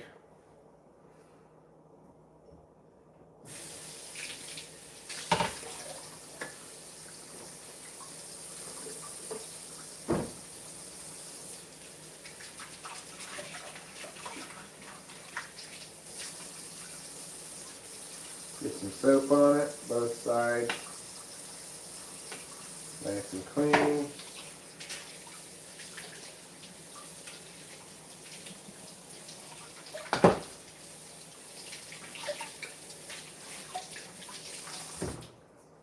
Get a paper towel. Wipe it off both sides.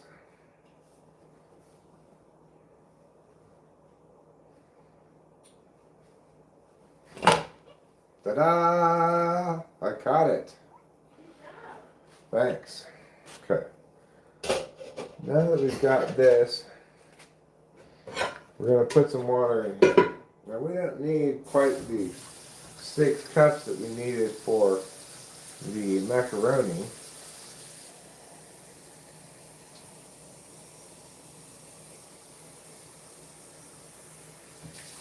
I think we can get by with more like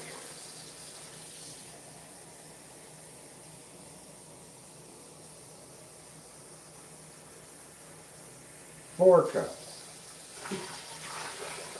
And the reason is because in this pot, we're just steaming broccoli. So we'll put this over here. I'll turn this on. We'll put this lid on. And we'll let that come to a boil as well. Now, to facilitate the cooking process, I think it's about time to take out this trash. Actually, that trash has a lot of room left in it. That's fine.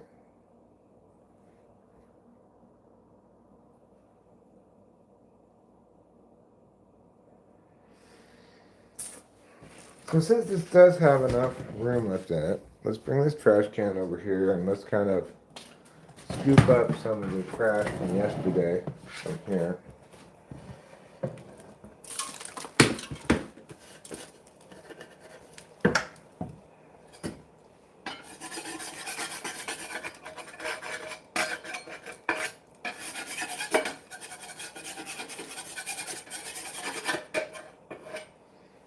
Okay.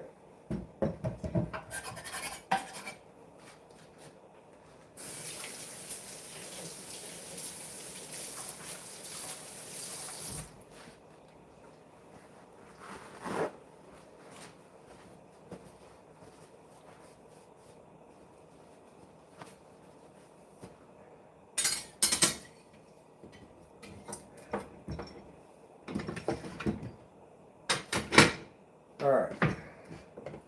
Now, let's pick this up. Let's sweep out all of this stuff.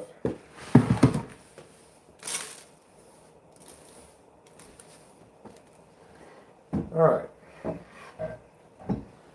Now we've got a nice cutting board there, ready for some broccoli.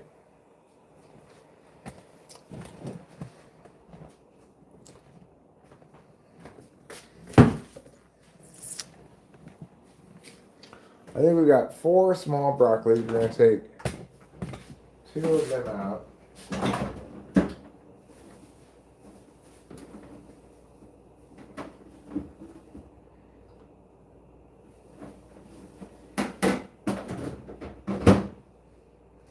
As you can see, these are very small broccolis, so we're not going to end up with a huge excess of broccoli this time. I'm going to rinse these off.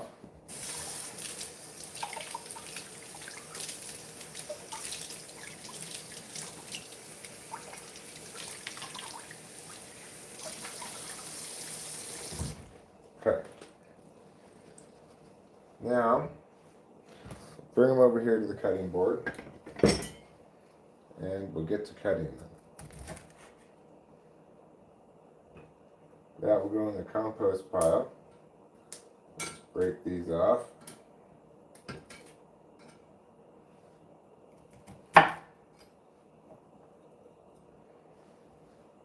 Okay.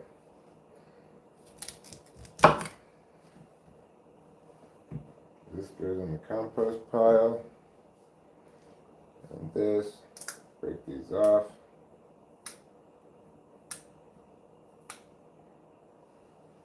Cut here. Break those off.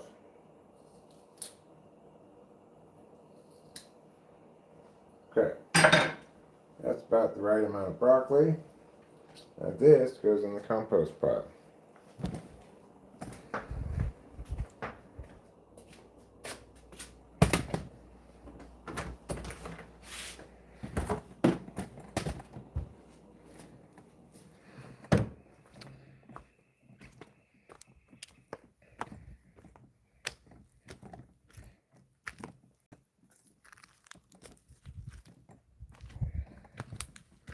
Okay, we did it. Now, let's go back inside the house.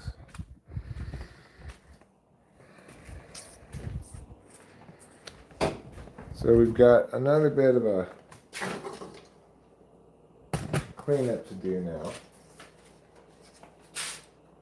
You want me to run the dishwasher? Sure, that'd be fine. Okay. Put a couple more things in there real quick. But the thing I'm gonna clean up, I'll just clean it in the sink.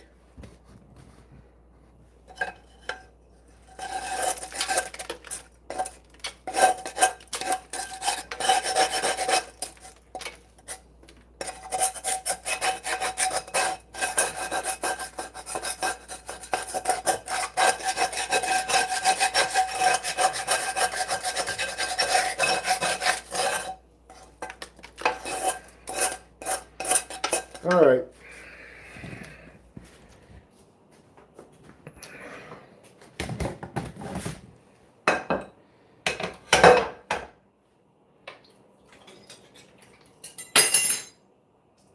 Let me get this actually and do the following.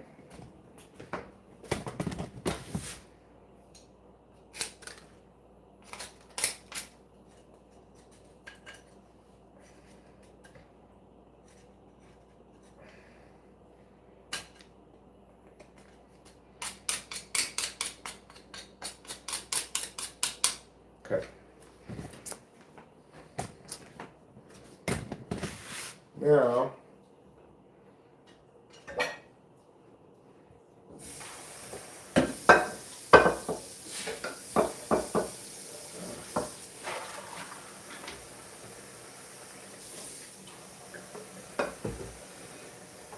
get this.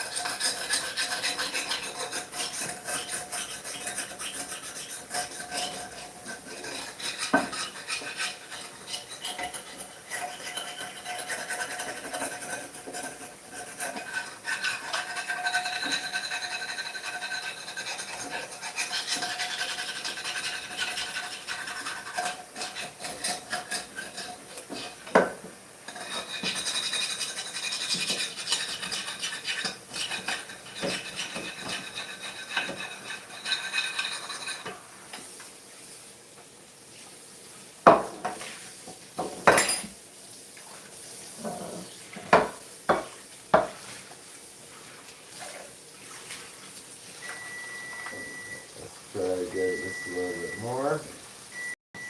I hear you.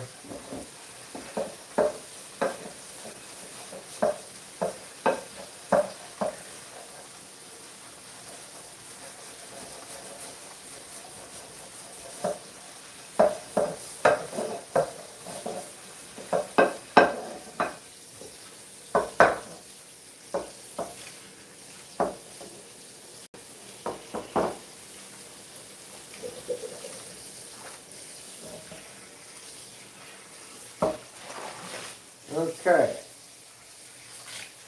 Clean enough.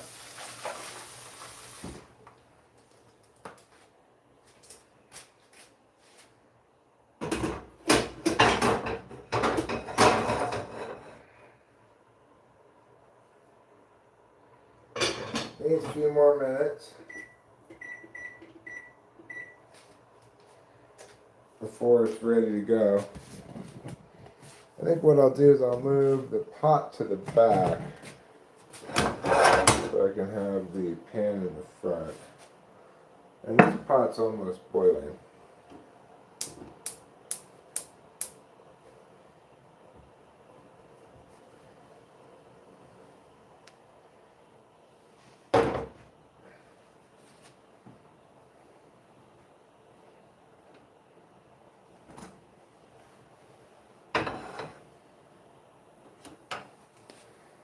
Okay, got the right one.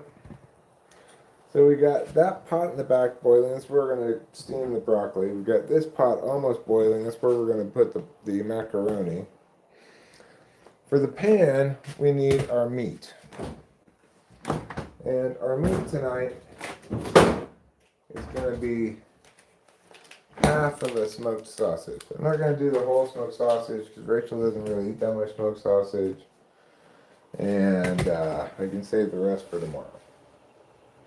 Alright, so we pushed this broccoli a little bit over here out of the way to make room for this. It says easy open on it right there. So we'll just pull it open. And as promised, it was relatively easy to open. We'll just cut this right in the middle. Pull out half the sausage. Put the other half back in the bag. Just kind of wrap it up and put it back. I'll use that tomorrow, so I'm not worried about it going bad particularly. Although,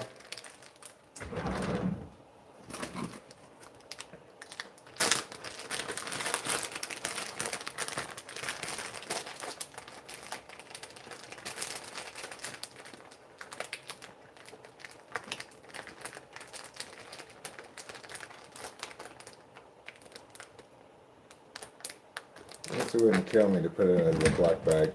Okay, now it's in a Ziploc bag. We can put it over here. Back in there. Let's get a cooking beverage. That's so I can drink this while cooking. So the non-alcoholic Corona.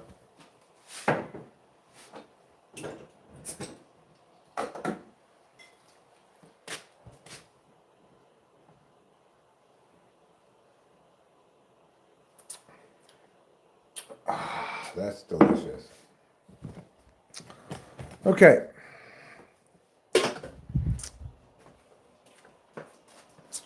I brought the macaroni over here. That's ready to put in. I need to get a stirrer.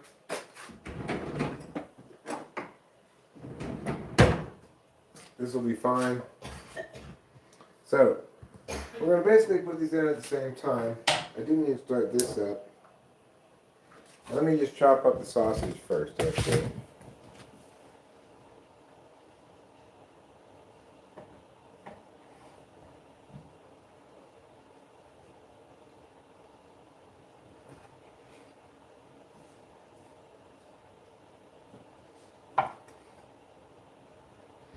Okay.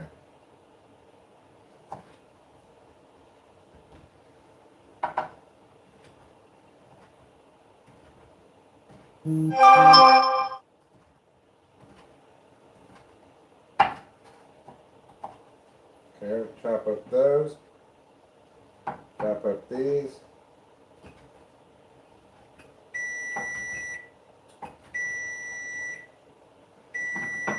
And we're good to go in this pan over here.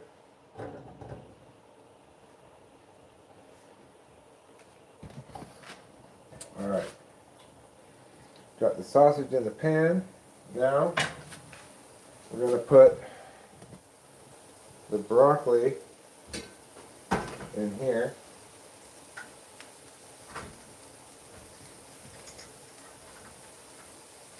Okay. Now we'll put this in here.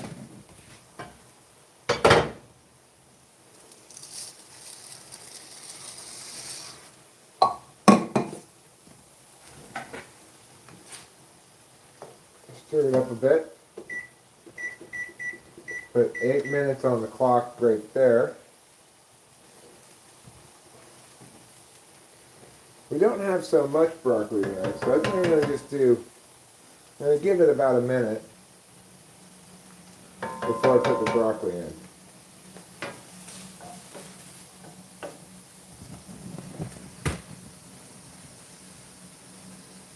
There you get the 3 pan/pot perspective.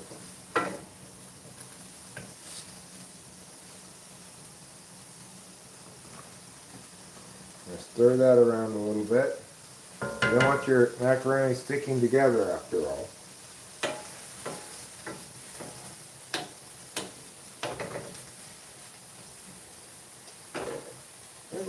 of these chopped onions in here.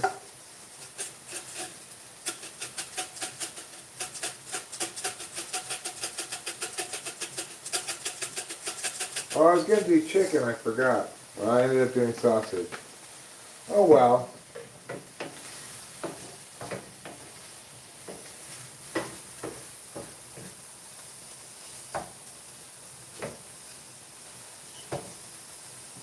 Okay, let's put the broccoli in. This will time out perfectly now.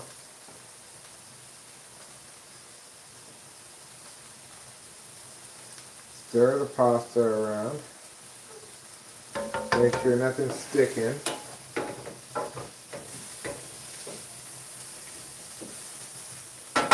We'll put a little bit of wine in here.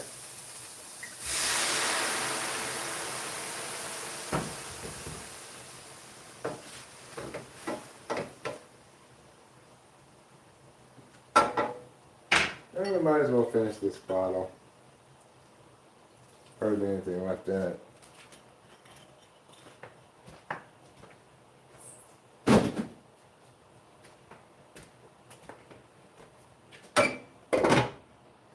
Okay, we'll let those kind of steam up in the wine.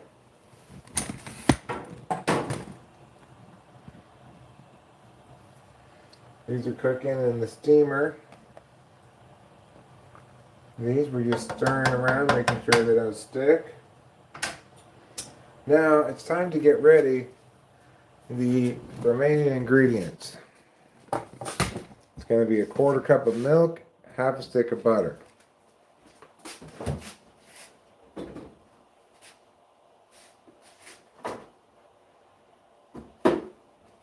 Well, here's the other 1/2 stick that's from last time. The date on this milk is March 12th. What date is it today? It's not the 12th yet. So that's fine. There, we've got that. Give this another little stir over here, make sure the pastas don't stick together. Get out a 1/4 cup of milk.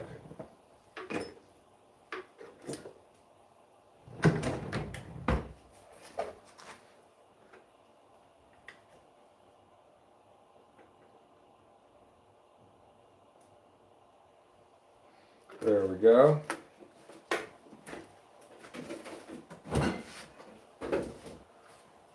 And we're going to chop this butter up so that when we put it in the mac and cheese it melts a little faster.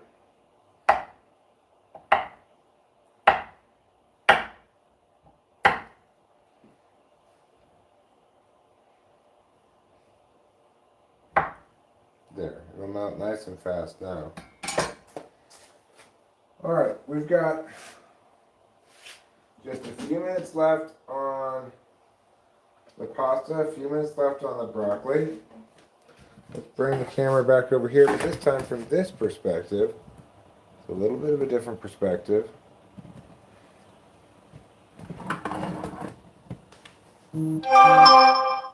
Is that you too, Rachel?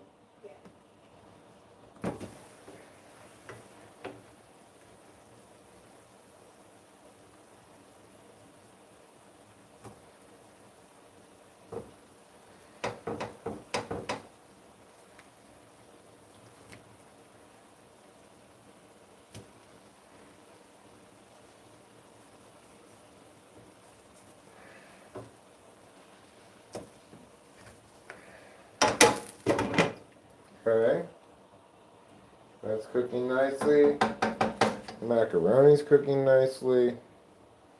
These are doing fine. We just gotta wait a couple minutes now and we'll be ready to go. Because I actually forgot something kind of important. I usually use this strainer as the means of straining this pasta. So tonight I may have to use a different means of doing so.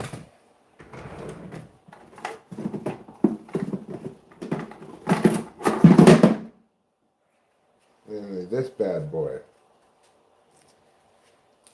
So this will work fine.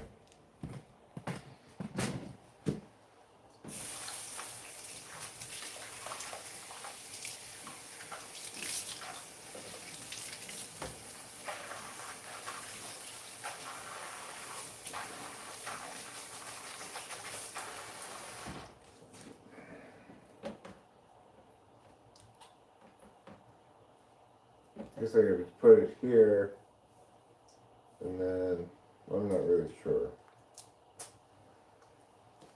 I know. I could do this. First, take this off of here.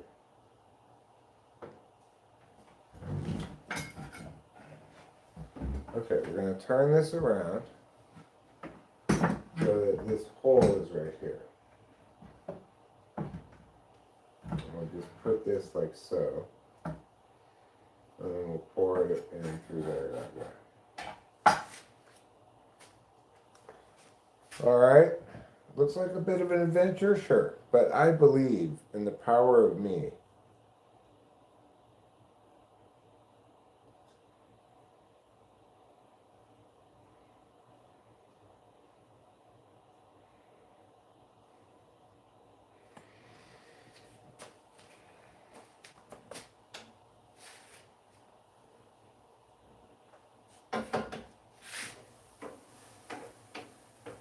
It's all timing out very nicely, I must say.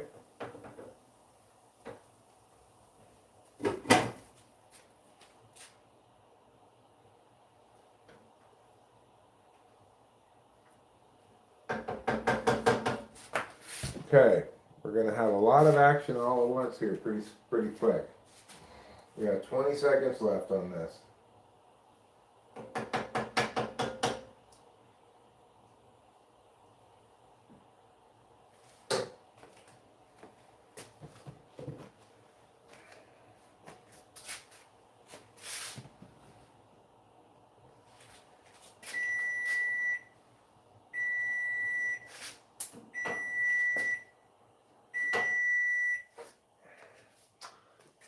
Okay.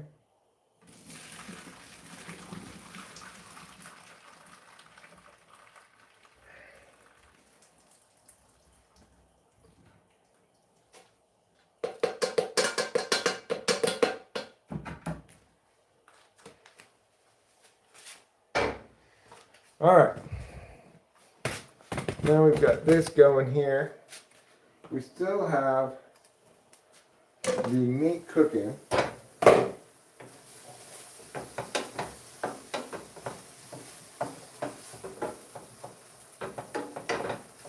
We'll just kind of stir that around a little bit.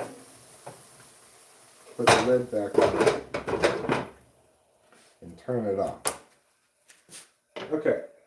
Now we'll put the butter in. And we'll get this. We'll break up the butters.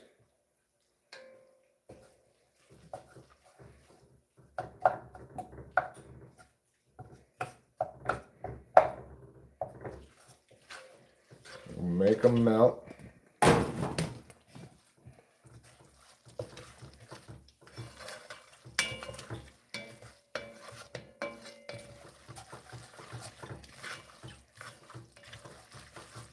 Alright, that's pretty melty.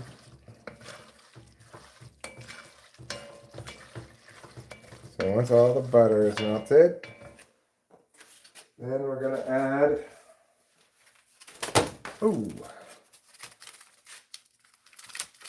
the cheese packet. Lastly, we're going to add the milk.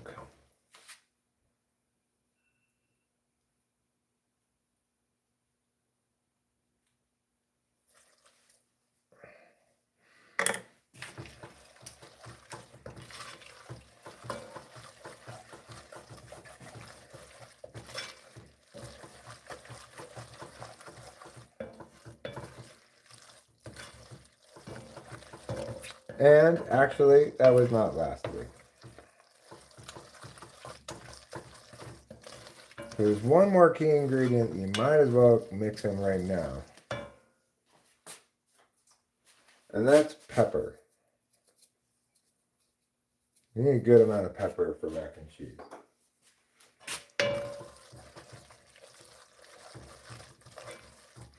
And you can add ketchup too if you want, but pepper is a necessary part. You might as well just put it in now.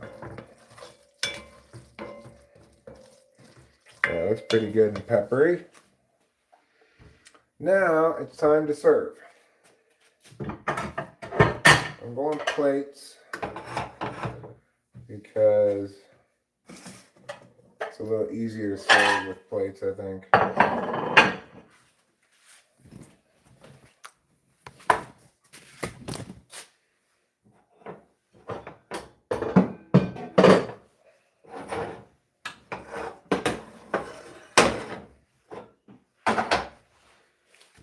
I don't really feel like you need it, but I see why people want 6 burner stoves, you know. So now we're going to serve this.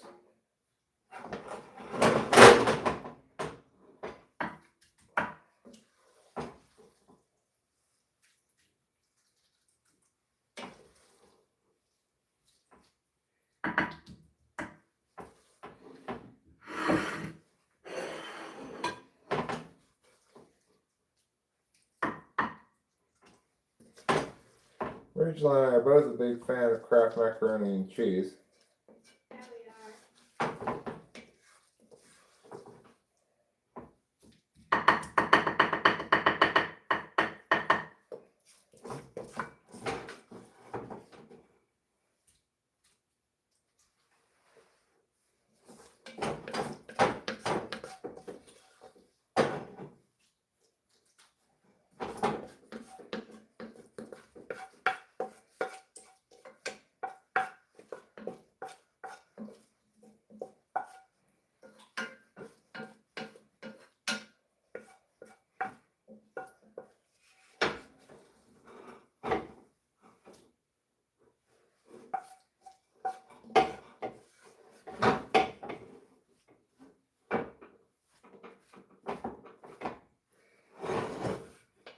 Alright, good enough. I didn't get every single macaroni, but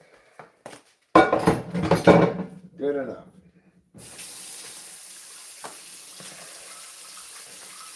Alright, now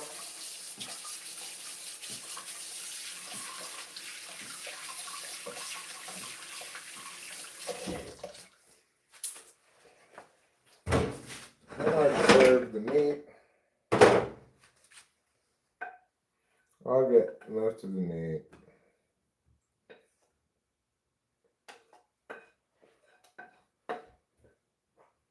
I'll give Rachel a little bit. She don't really like the meat that much. Okay.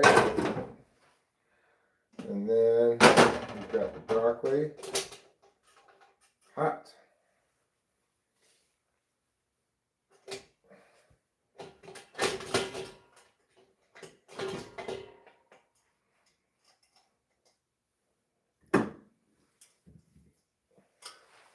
Oh, that was a pretty good pour.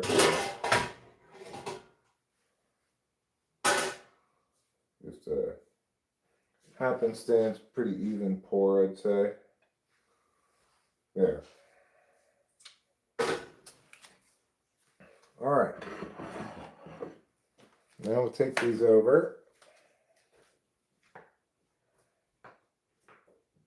Thank you.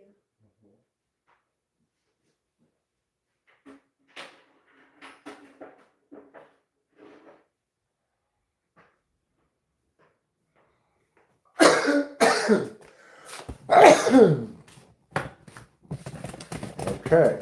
What's going on here?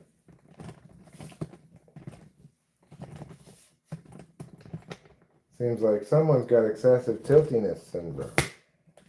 All right. There. Now, we need forks. I'll bring some paper towels. Oh, and ketchup.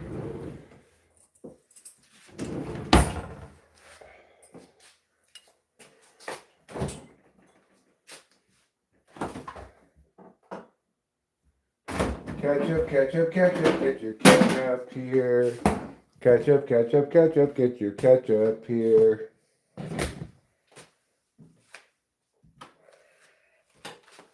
All right, we'll turn off some lights to save some electricity. And what can I say? Voila, we have dinner. Oh, I get some soy sauce too for the broccoli. Broccoli is delicious with soy sauce on it. Thank you. Mm-hmm. There's already paper towels over here. Oh. Knocking stuff over.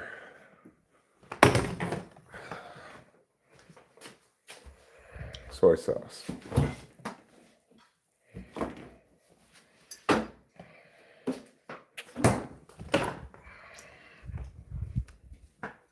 Thank you.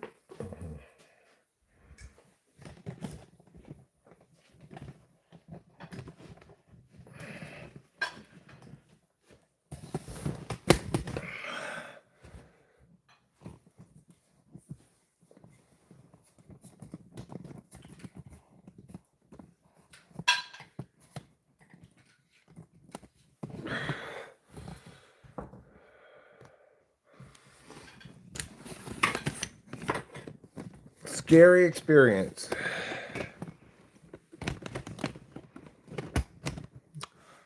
Well, I'm assuming you're talking about a Halloween haunted house. That's the scariest of all possible experiences.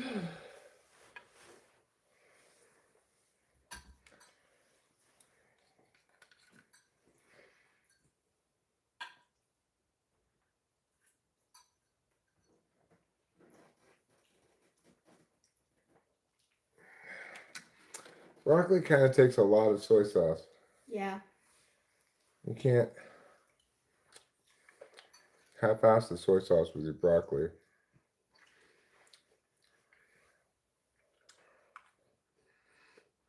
Mmm. Mmm. This broccoli is perfect. Yeah, it is. With a lot of soy sauce on it, it's delicious.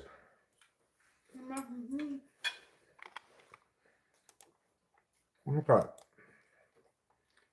America's on.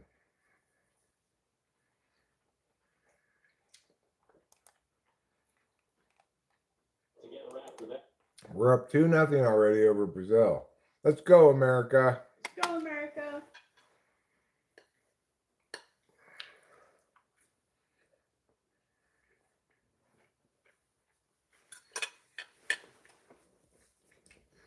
Mmm. Wow, this is a very delicious meal. It is. Thank you very much. You're welcome.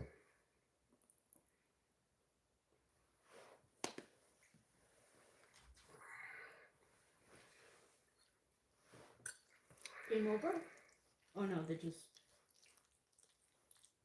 No, it just started at 5 o'clock. Inning over. Now the middle of the first. So, top of the first, the U.S. scored 2 runs already.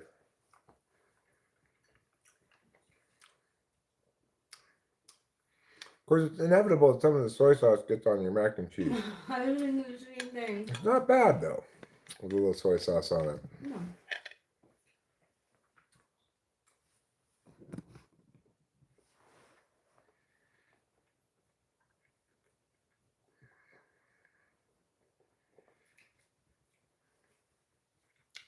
Yellow, green, and red, just like America's flag.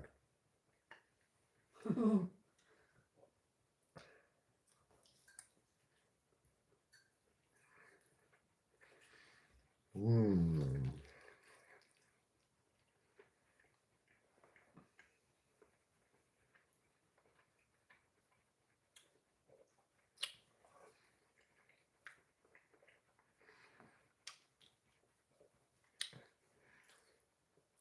Yellow, green, and red actually seems like African colors. I think it is, right? Yeah, well, I mean, obviously, there's a lot of different countries in Africa, but it seems like a common color scheme for Africa.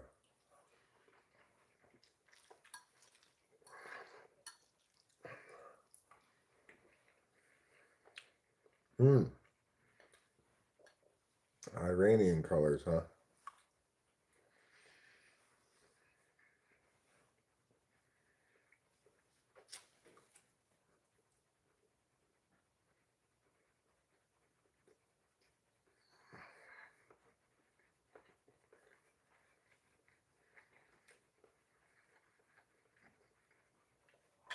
Mm.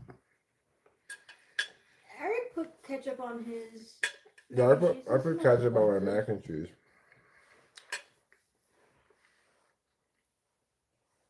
So it's getting representation in this meal.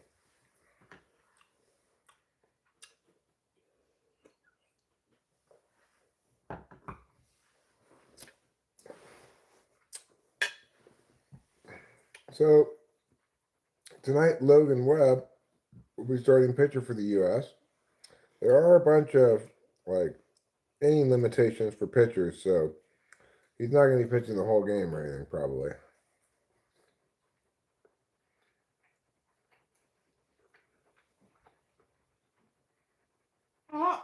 All those is out there. If aliens don't exist, where the hell's Amelia Earhart? She's dead. You think? Mm-hmm. Well, Lucas Ramirez of Brazil said Logan Webb, Schmogan Webb. Yeah. And he hit it right out of the ballpark. Mm-hmm. What ballpark are they playing in? It looks like. I'm not sure. It looks like a familiar stadium.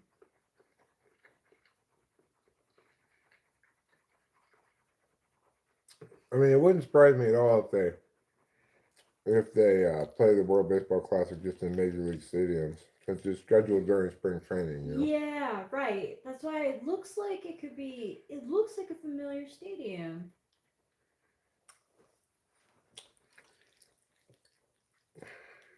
So Washington then?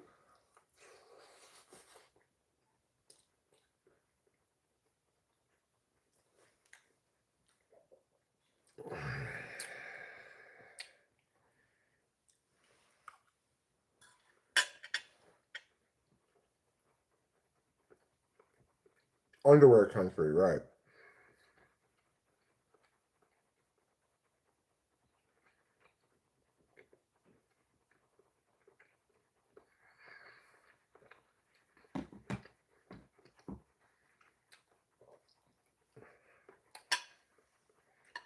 So Brazil, they're feeling pretty good about that.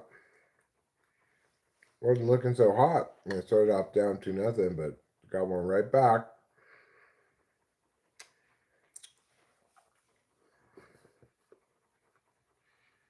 Mm-mm.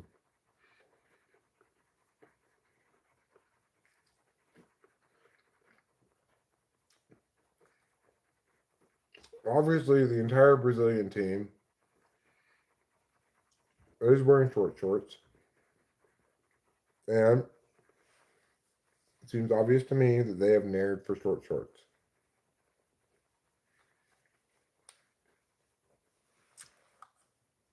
Wow. Warning track.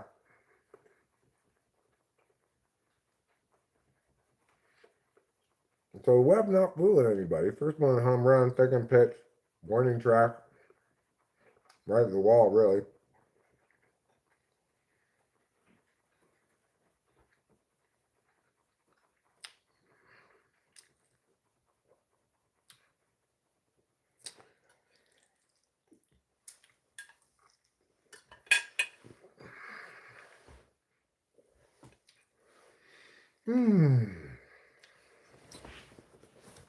Well, I gotta say, this dinner is very satisfying. It is. Thank you so much. Of course, darling.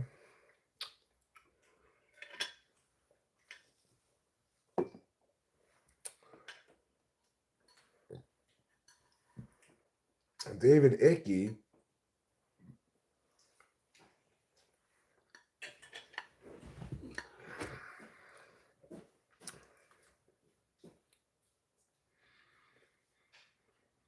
Hi, simple girl. Welcome. Welcome to the wonderful world of talking with famous people. Yes, it is delicious.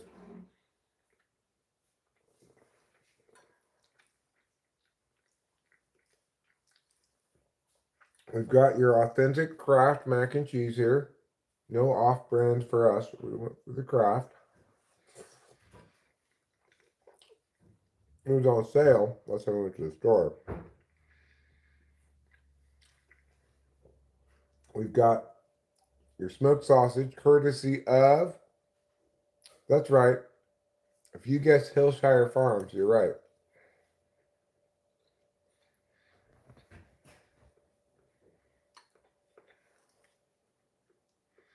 And we've even included a vegetable. They call this stuff broccoli.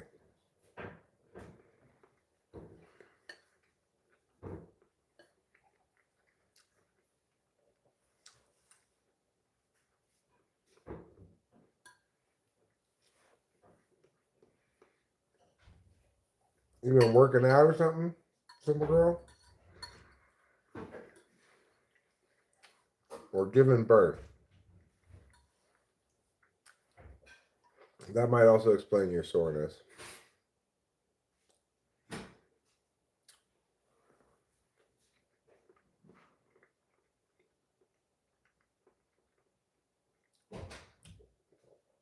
Well, Bo Bichette Jr., who's playing for Brazil for some reason, he has green hair. Very green. Like the color of the grass.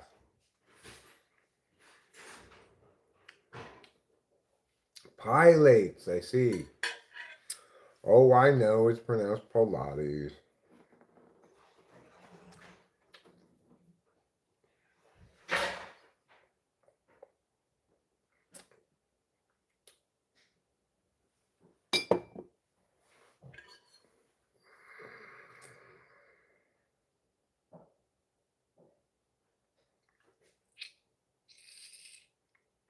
Bo Bichette takes strike 3. If that's going to bring the bottom of the second to a close. What types are least likely to be shallow? I don't know.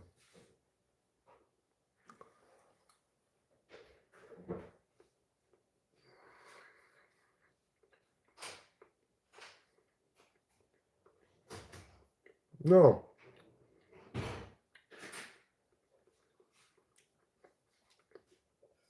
It's going to the top of the second unless they just change pitchers.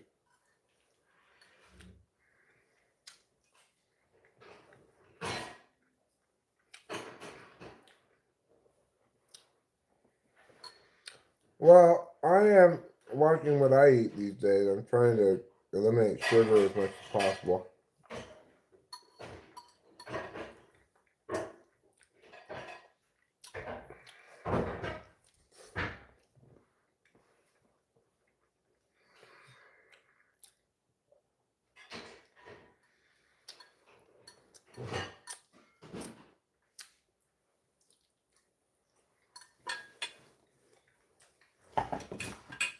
On account of my diabetic tendencies.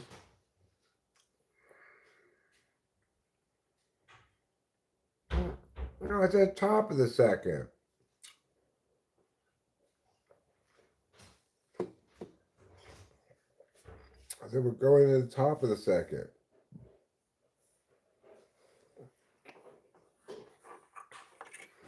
You can't go straight from the bottom of the first to the bottom of the second.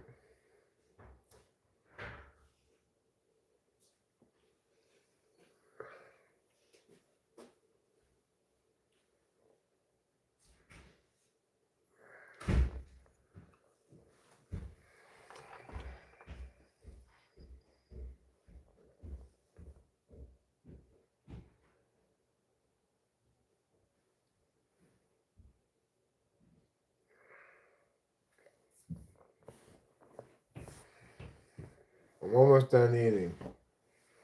I'm not going to leave any of this to waste, so I might as well just finish it now.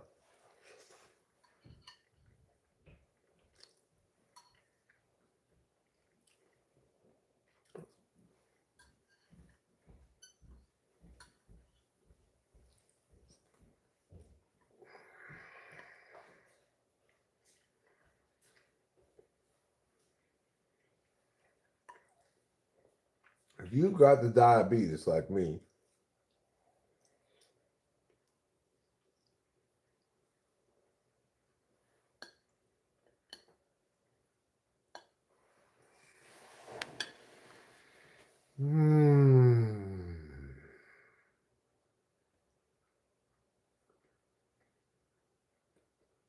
At just 17 years old, Mr. Contreras is facing Mr. Buxton.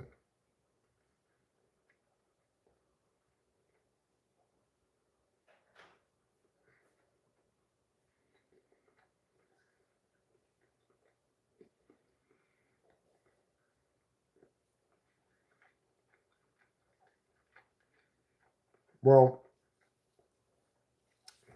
the thing is, I was doing a good job of watching my diet for a while. And then I got a diabetes test and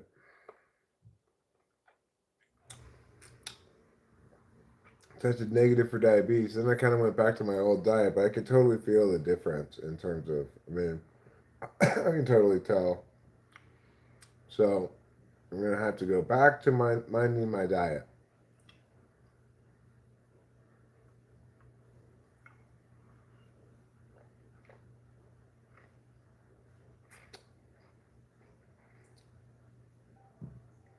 All right, go ahead, Kay.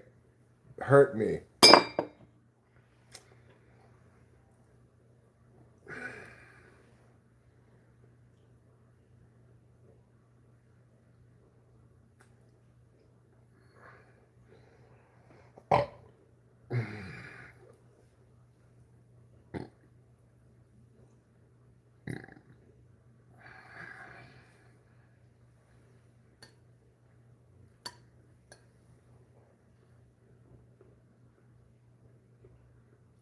Contreras gives up a deep double off the wall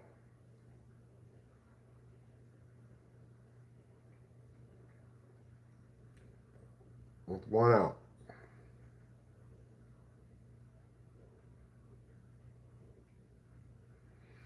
Oh.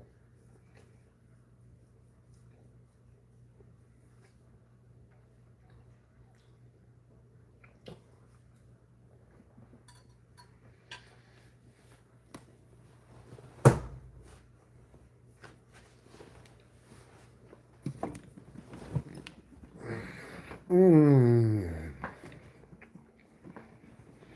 Mmm.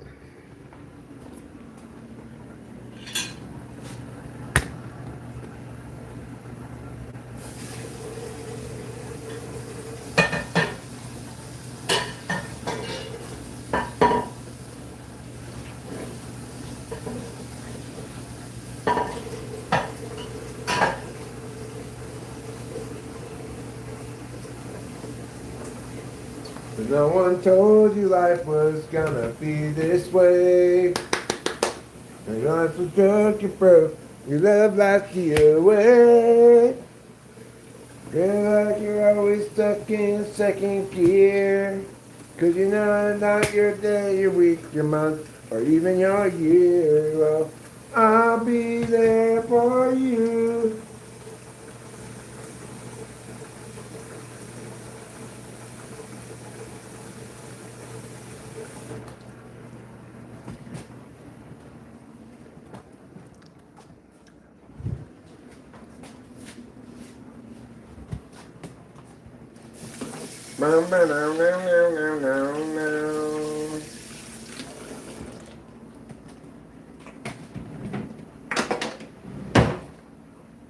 Oh, that was quite a feast.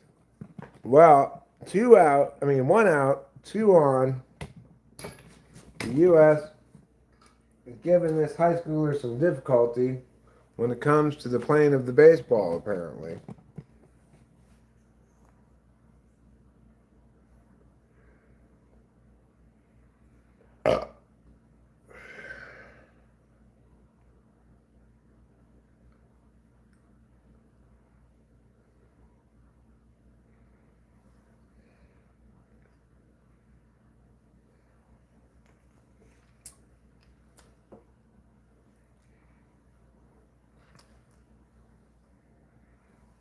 All right, well, let's not pile on, though, needlessly.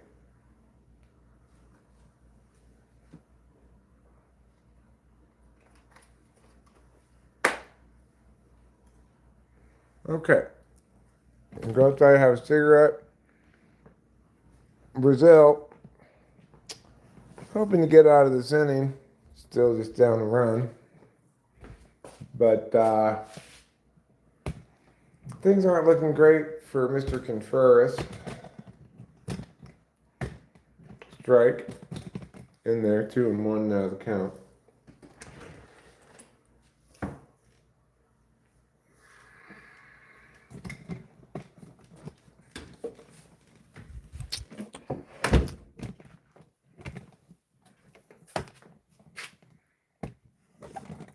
Now it's 3-1.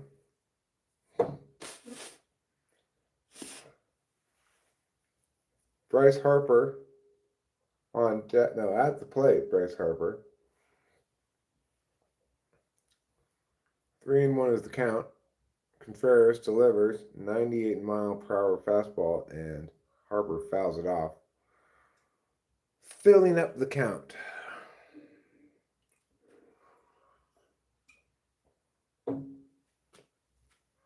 Filling up the count in the process. Bryce Harper takes the walk, and unfortunately for Mr. Contreras, one Aaron Judge was on deck. He's walking to the plate now, looking to do some damage. As you may or may not know, he's one of just 4 players with 50-plus home runs seasons. Okay, Aaron Judge is currently 1-for-1 with a 2-run home run. He's responsible for the U.S.'s 2 runs. He swings through that high offering, and the count is 0-1. Contreras just blew it right past him. Judge takes that second pitch as it trails inside. Count goes to 1-1.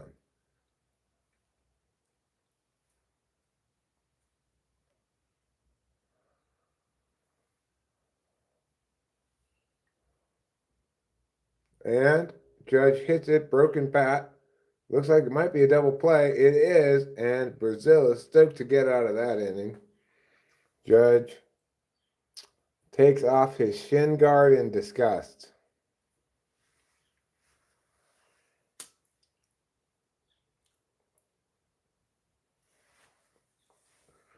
Contreras, obviously happy to get out of that without giving up any runs.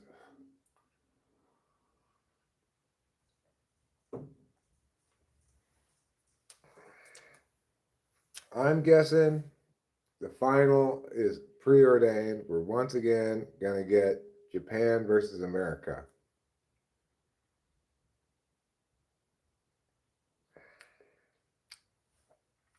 Maybe he had a faulty bat, Putty Cat. Maybe it wasn't his fat fault that the bat broke.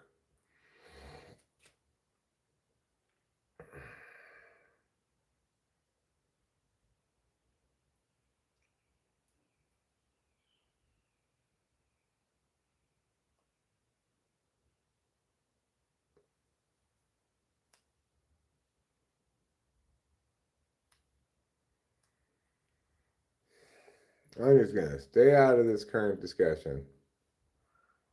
Going to leave it alone entirely.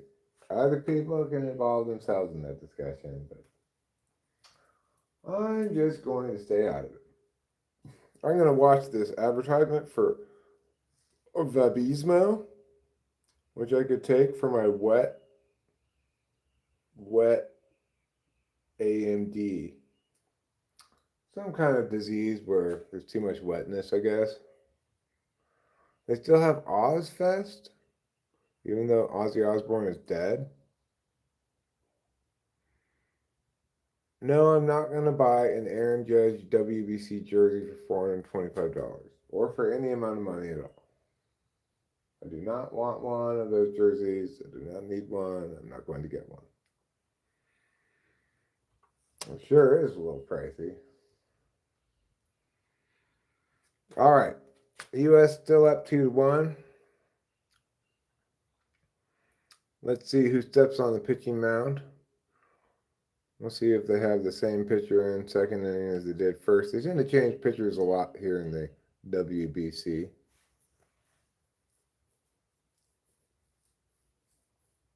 but it's still Logan Webb on the mound.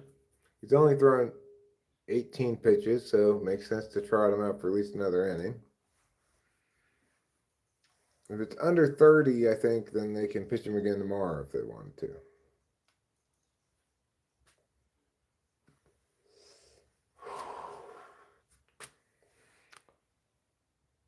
Logan Webb, a little bit high, a little bit outside maybe. Goes ball one.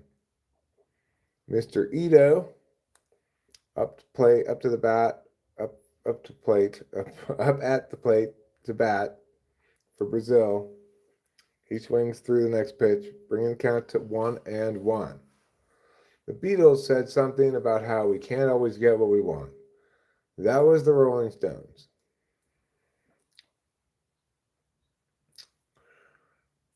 The next pitch, delivered by Webb, is struck sharply to the first baseman, who steps on the bag to record the out. Bryce Harper gives a little salute. The rest of the infield, good job, he says. Logan Webb rubs the ball like this to give it a little extra hand grease on it. And steps up onto the rubber. He's got 1 foot off. Goes into the windup and delivers.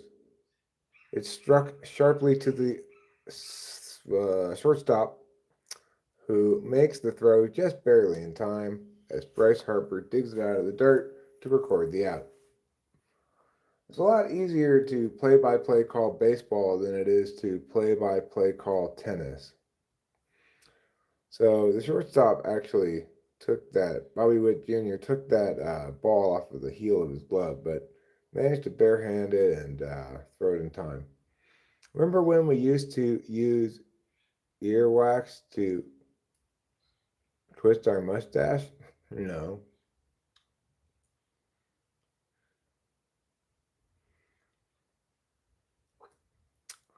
Okay, 0-1 now the count. 2 outs here. In the bottom of the second inning, Webb delivers. It's swung at, fouled off. Count remains 0-2. Mr. Mascai, Victor Mascai, he's only ever played in the minor leagues, but he's made the Brazilian national team. Mr. Mascai preparing. Webb delivers. It's low and inside. It's taken for a ball.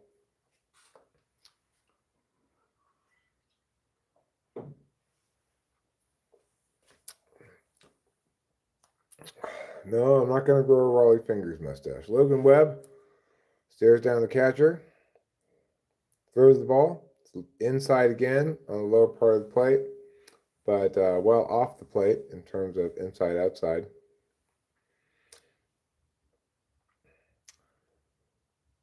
I do remember when we used to use our earwax to make the head on a beer go down for some reason. Who knows why that ever became a thing.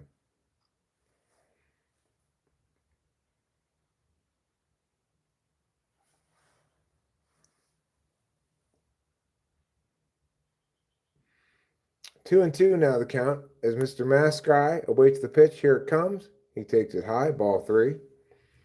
Webb's having to put in a little bit of work in this inning. He's on pitch number 28. If the team wants to keep him under 30 pitches, well, then this is going to be his last pitch. And he strikes him out. So they can pull Webb now, and he's under 30 pitches. This is the price I pay for engaging in the first place. No, it's not, Kay. There's not a natural consequence of you engaging.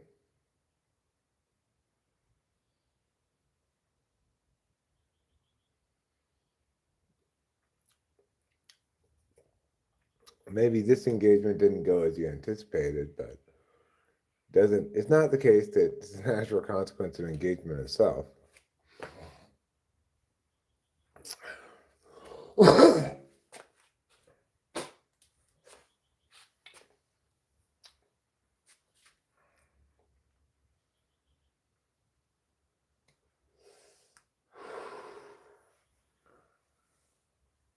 Well, commercials now in the WBC. as we wait for Team America to get their chance at bat in the top of the third inning.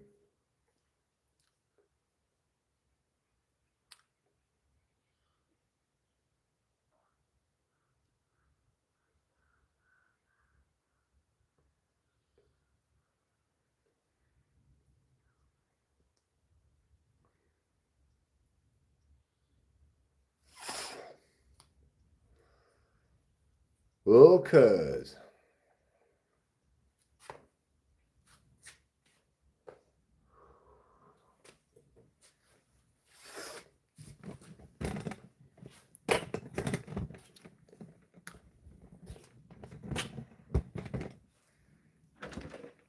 Okay, back inside. And we're back on point with our baseball broadcast. Don't buy her victim routine. Okay, well. I'm not sure she's really presenting a victim routine here.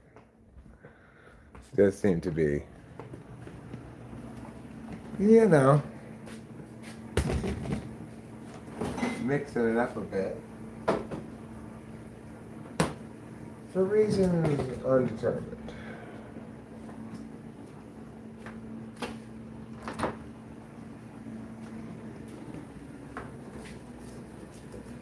Alright, throwing the trash away is always a good thing to do. There we go.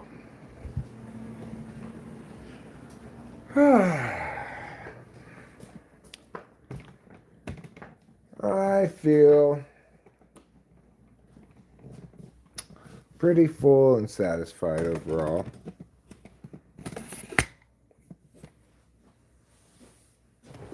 I think it might be time for a few bong rips.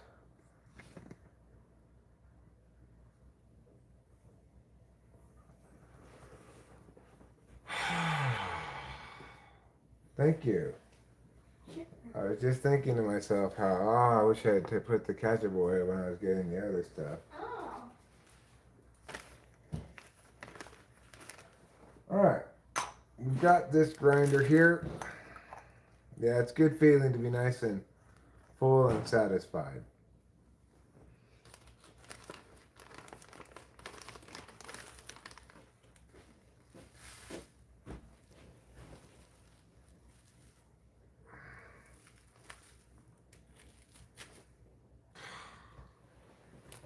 Eric, come on.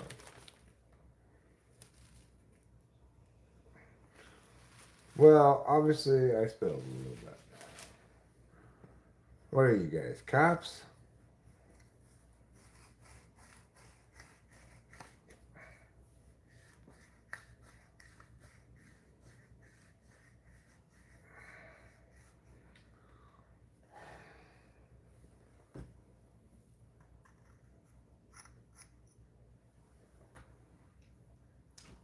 Alright.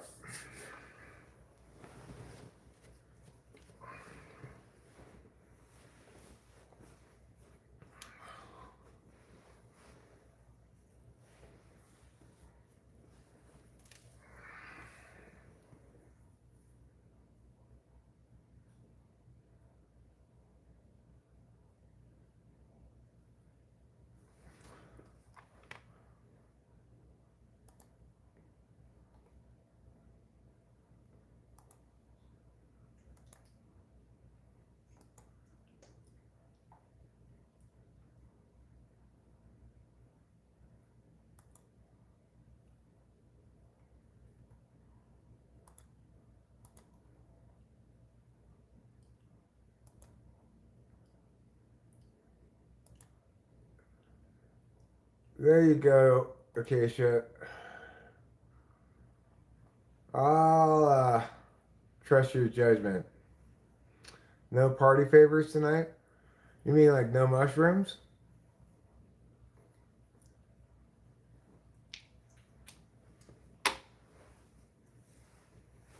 Hi, Danielberry Sports Highlights. No. No mushrooms tonight.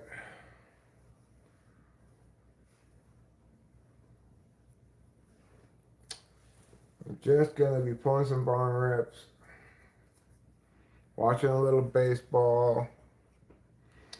Currently, the U.S. has a man on third. I'm not sure how that happened. I wasn't paying attention. But Contreras is throwing the ball to Mr. Raleigh, who's batting.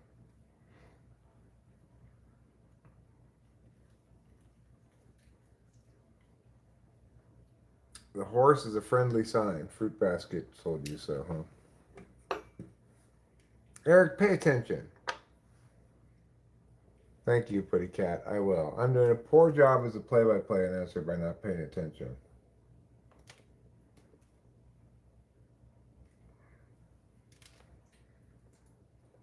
All right. Still one out. Man on third. Cal Raleigh, the catcher for the Seattle Mariners, is at the plate. And he's got a 3-1 count, and he's looking to drive in an additional run for the U.S., who already have 2 runs. That ball is a wild pitch. That's going to bring the run home without Kyle Raleigh having to do anything except trot his way to an easy walk to first base. Well, Brazil's feeling chagrined now.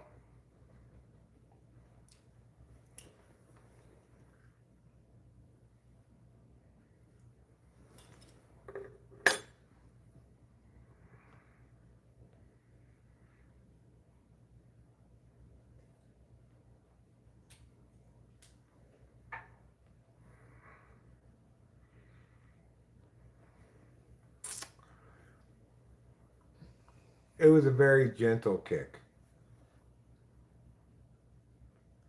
You think it's right for your head. Well, a good thing it didn't hit you in the head. Contreras is being greeted by all of the players from Brazil's infield. Looks like he's going to hand the ball to the manager, who's going to hand it off to a different pitcher now. They think, well, Contreras has done as best we can hope for from him.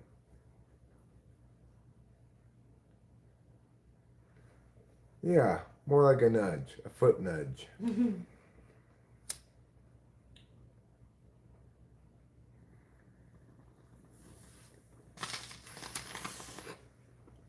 I will say,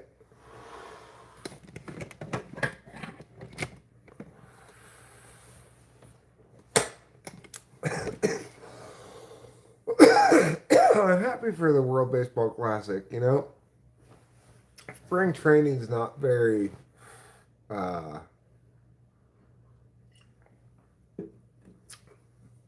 satisfying to watch, whereas at least these games matter. They can impale you. That's unicorns, Kay. That's not horses, that's unicorns. You're thinking of. Big difference.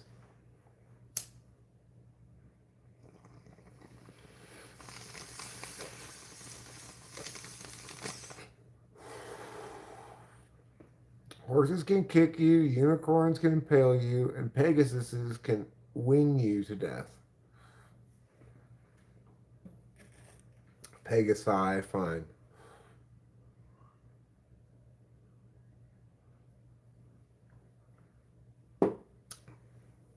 Centaurs will shoot you with a bow and arrow.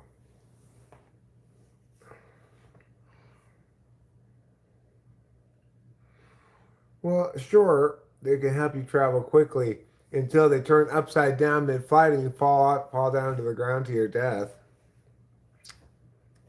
It doesn't matter how quickly you got there, does it, Acacia? Does it? Next time, maybe use the old noggin a bit.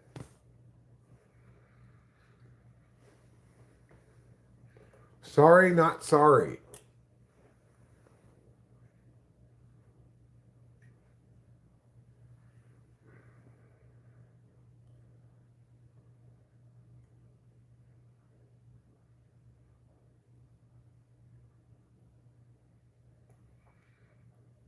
No, show me that's all your own bad behavior. I saw enough of your carrying on to feel it was justified. But you can try to blame me if you want to.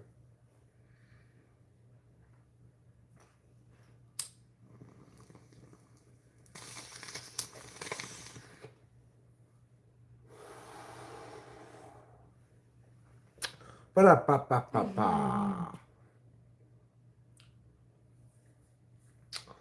De Silva now taking the mound for Brazil. He's opened up with a 4-pitch walk. That's going to put a man on first and second. And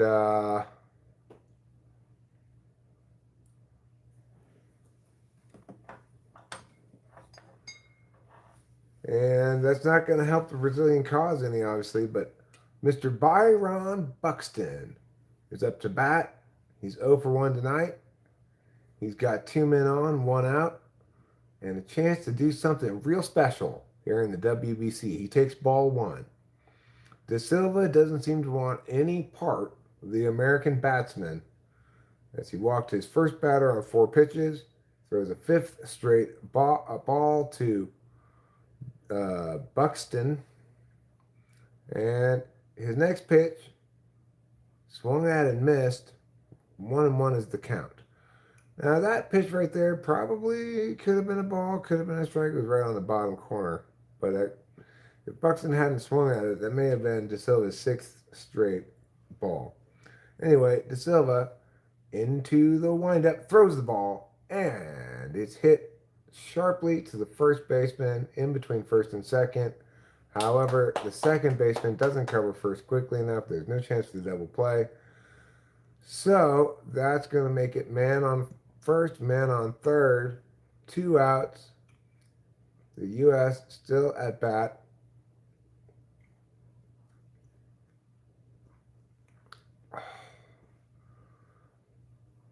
Show me, you know what they say about when you're in a hole, you should stop digging. De Silva delivers the ball. It's taken for a ball. And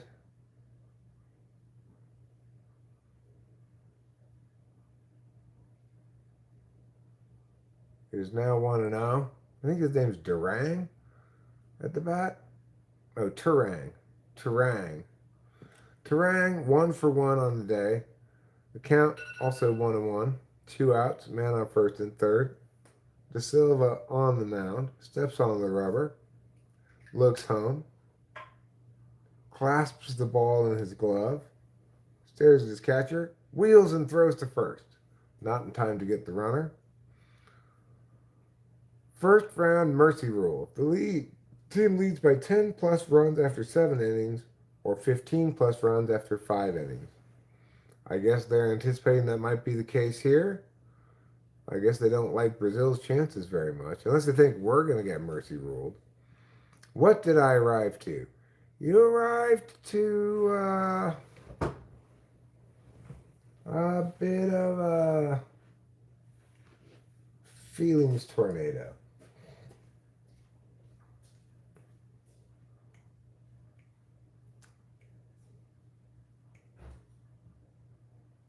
All right. Well, you have a good evening, Show Media.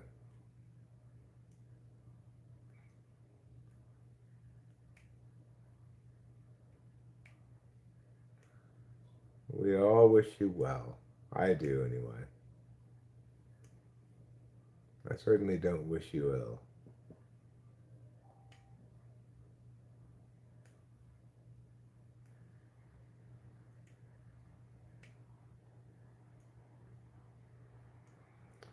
Just a rowdy normal day, says Kay. Terang swings, catches a piece of the ball that is low and outside. That's going to bring up the third out. 3-1 U.S. going into the bottom of the third inning. Brazil will come up to bat, and well, I'm not going to apologize to you. So,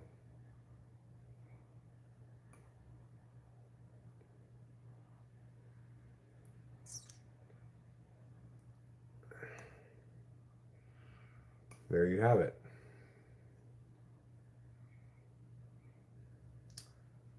We've got a commercial for a travel site. Now we've got a commercial for a movie. No, it's a Hulu original. Maybe a series, maybe a movie. It looks like it's a series.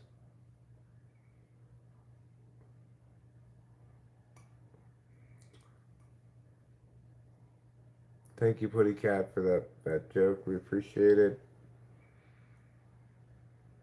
Hot Droppings is an adult film series. Oh, never heard of it.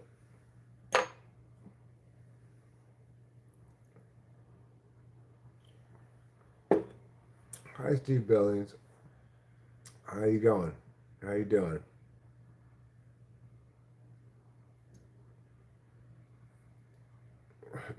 That's disgusting, teabag. But not in baseball.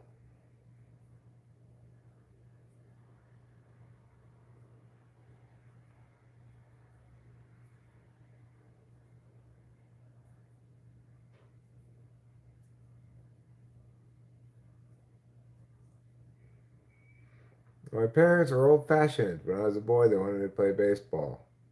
When I was a girl, they wanted me to see a psychiatrist.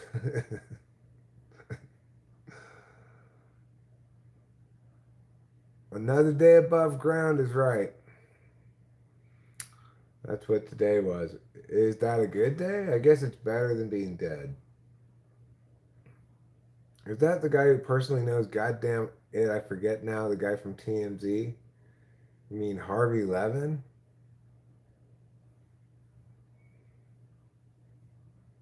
What city is this being played in?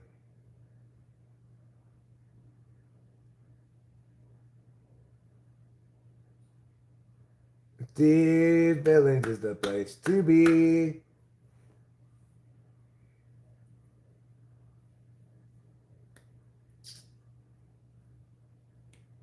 Houston, huh? All right, fair enough. I didn't recognize the skyline. That's understandable. I wouldn't recognize Houston's skyline, you know. See you later, Kate. Good night.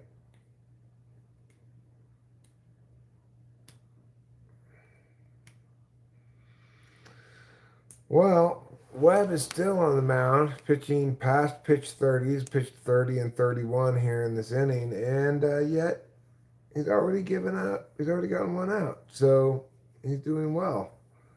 He looks down at his catcher. He winds up, delivers the ball. That's on the inside corner for a strike. 0-1 is the count. Good pitch. Good pitch. He's throwing 32 pitches total now, 19 for strikes, leaving 13 for balls. And Webb gets another strike here on a swinging foul tip by Maciel, the Brazilian batsman. Logan Webb rubs the ball like this, like Mr. Burns saying excellent. And then he gets it, hides it in his glove so the batter can't see what pitch he's going to throw. He gives a little nod to the catcher, winds up, and delivers the ball. Ooh, well inside. Almost hits the batter, who jumps back out of the way. Logan Webb takes a deep breath. Once again, rub on the baseball. He's rubbing his feet, his smell into it like a cat. Now, he kicks the dirt in front of the rubber, kicks the dirt with his other foot a little bit, stands on the rubber. He's got the ball and glove, begins his windup, and delivers the pitch. It's a strike on the inside corner. That's strike 3. Down goes Maciel. Up goes the United States.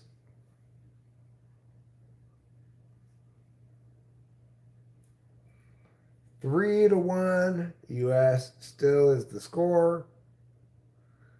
And there's nobody on. 2 out here in the bottom of the third inning. Webb delivers the pitch, low and inside. Ball one, strike zero. That's the count. Mr. Ramirez, 1 for 1 in the game. Up to bat for Brazil. Waggles the bat. Takes the pitch low. That's 2-1. I'm sorry, 2-0 is the count. 2 balls, 0 strikes. Keep that in mind as you're playing and keeping score at home. Webb delivers the pitch. It swung on a miss. 2-1 is now the count. Ramirez fixes his batting gloves, even though there was nothing wrong with them to begin with. Webb stares at his catcher. Waggling bat. Webb delivers. Ramirez swings and misses. 2-2 is the count here in the World Baseball Classic. I'm your World Baseball Classic radio broadcaster, Eric. And we are here in Houston giving you the first-hand perspective of baseball in the person. That's a new way of saying like live or in person. You put a "the" in there. So Webb wraps up his half of inning number 3. We go to commercial where we learn that Jean Ann has MASH, metabolic dysfunction disorder. I don't know what the SH stands for. Anyway, she takes Resdifra because it's Resdifrant. Only Resdifra works directly on the liver. Resdifra, made for MASH.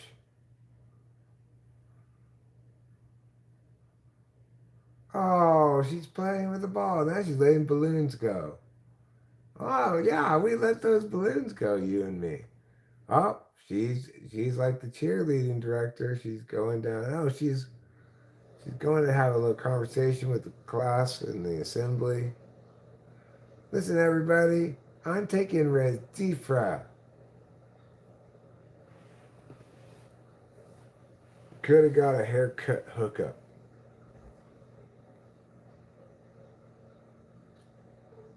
Ba-da-ba-ba-da-da.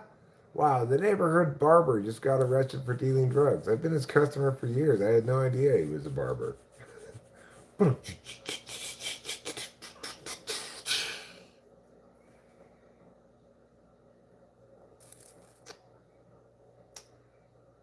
Thank you for the haircut humor, Hoodie Cat.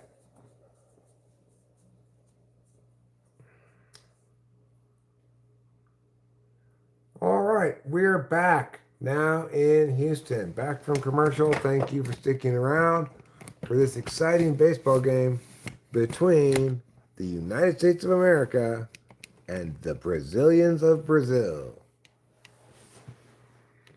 I'm your radio broadcaster, Eric, and I'm bringing you the play-by-play tonight. My broadcast partner, Rachel, is doing something else. I don't know. De Silva still on the mound, pitching his 12th pitch, pitching it to Bobby Witt Jr. Takes a changeup for a ball. The count is 1-0. Yes, we are watching radio today, folks. If you have your screen on, just go ahead and turn it off and listen to the melodious tones of my voice calling this baseball game. De Silva pitches the second pitch in for a strike. 1-1 is the count. Witt Jr., 1-for-1 on the day, stands at the plate. A gentle waggle of the bat. He waits the pitch, checks his swing. Appeal, no swing, says the first base umpire. Wow. This environment is absolutely electric. That's got to be 2-1. De Silva, into his windup, delivers the pitch. It's swung at, foul ball. 2-2 now the count, as the third baseman chucks the errant ball into the waiting hands of the assembled stands attendees. hands.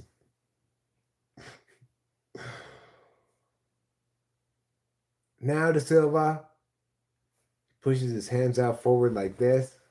Then he brings them back in. He throws the pitch. 3-2 now the count. Full count. Bobby Witt Jr. takes a deep breath. Waggles his bat around. Puts his second hand on the bat. Puts behind his shoulder. De Silva delivering the pitch now. Witt Jr. fouls it off. The count is still full. A repeat of the ritual begins. This time, Witt Jr. shrugs his shoulders up as if to loosen them, awaiting the pitch. De Silva into his windup. Catcher with his mitt ready. Once again, Witt Jr. fouls it off, but this time the Brazilians have a chance. It does land in play, but Brazil does not catch it. So, 3-2, still the count. Witt Jr. gets away with one there. Possibly a better outfielder / first baseman would have been able to catch that and foul ground there, but not Brazil's. Meanwhile, in other news, giant sea serpent appears on Cabo Beach. De Silva checks his cup, puts his hand in his mitt, got the hand on the ball, prepares to deliver the pitch. He delivers it. Witt Jr. gets a good bit of it, but it is well low and inside, and it's going to go out of play. That's another foul ball. So, Witt Jr. extending this already long at bat.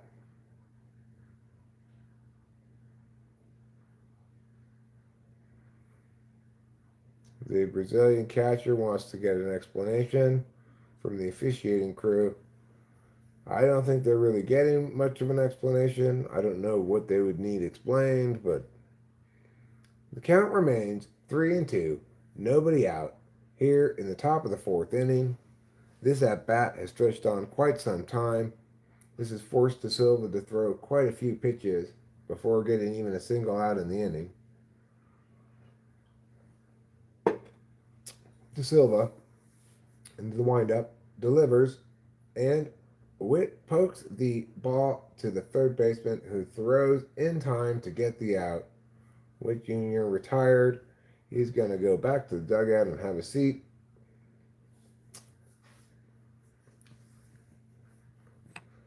You do the hokey pokey and you turn yourself around. That's what it's all about. Today in the WBC, Japan, Venezuela, and Mexico won, beating Taiwan, Netherlands, and Great Britain, respectively. You wouldn't expect Great Britain to have a particularly good baseball team. Back to the action. De Silva delivers the pitch, and Bryce Harper at the plate swings through it. 0-1 is the count. Harper has already struck out once today and walked. He's 0-1. The count 0-1. 1 out. De Silva delivers. It's a high strike called by the umpire. Bryce Harper looks like he's not quite so sure about that strike call, but it was certainly on, very close, if not a strike. De Silva, pleased with the strike call, prepares himself to deliver pitch 3, which he does. Harper gets good wood on it. Is that going to leave the yard? Probably not. And indeed, it is caught in the outfielder by the outfielder. I don't know what his name is. He's the left fielder for Brazil.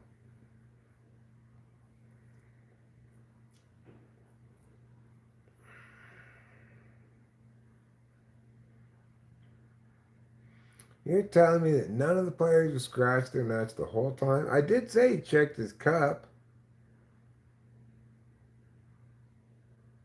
I did say that at one point. All right, De Silva delivering the pitch. And this one is absolutely hammered. Nope. Caught in the outfield as well. So, Judge, just a long fly ball out. And that closes up inning number 4, top half.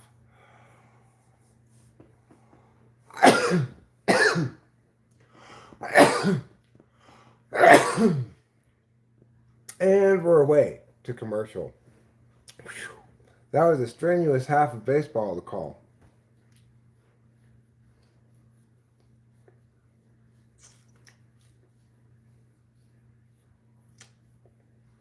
Yes, caught by an outfielder. You're correct, Teabag.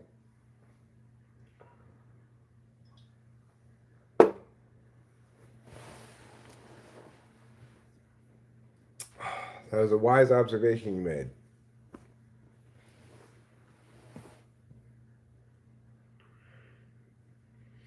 I watched a cricket game at Oxford where both teams spent more time scratching their you-know-whats than moving the ball. I wondered if they had caught crabs or something. But both teams?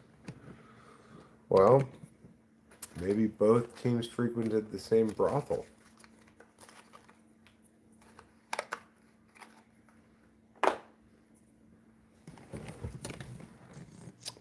Let's go have a cigarillo.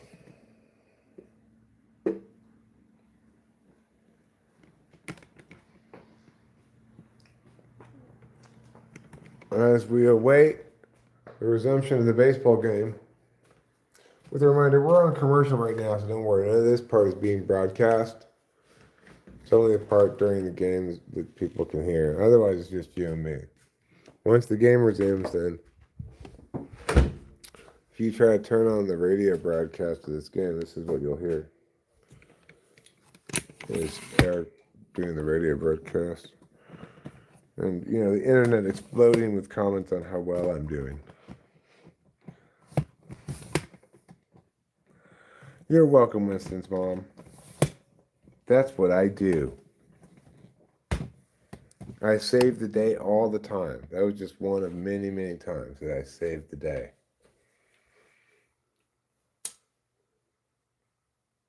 Saving the day is like my number 2 hobby.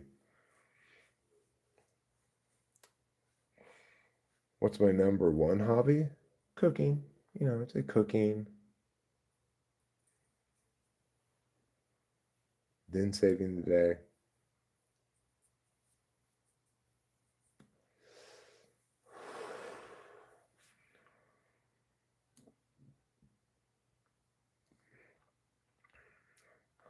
Well, people are named Dick, but nobody's named shit, you know. I might be talking about the Dick Buttkiss Award, but I'm never talking about, you know, shit Stevens. He really performed well in yesterday's game.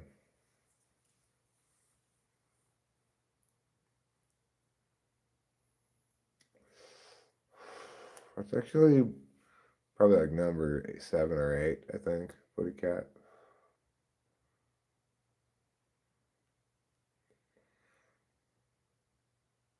Oh, I'm sorry. We're back. We're back. It's the bottom of the 4th inning. I've been a little bit not paying attention, so it's 1-2 now the count. Webb's still on the mound, having thrown now 43 pitches. I guess the U.S. wants to get a full starting pitching outing out of him, because if he throws more than 5 innings, then he has to give him at least 4 days rest before pitching again. But them's the rules in the World Baseball Classic.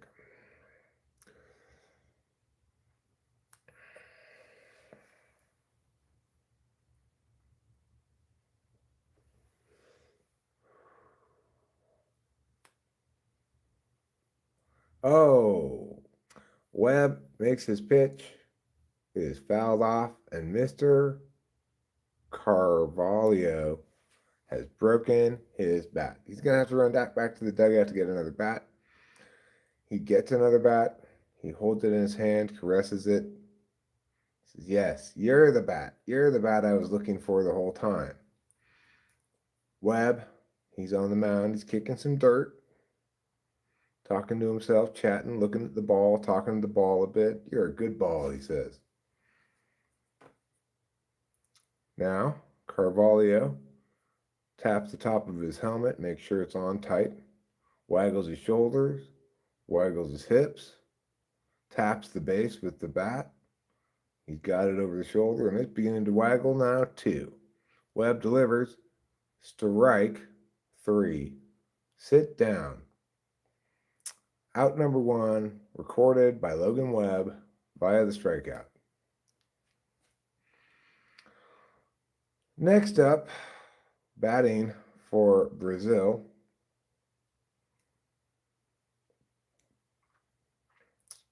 is going to be Mr. Regnado. Webb throws the first pitch in for a strike. He's got the ball back from the catcher now. Settles right in on the rubber.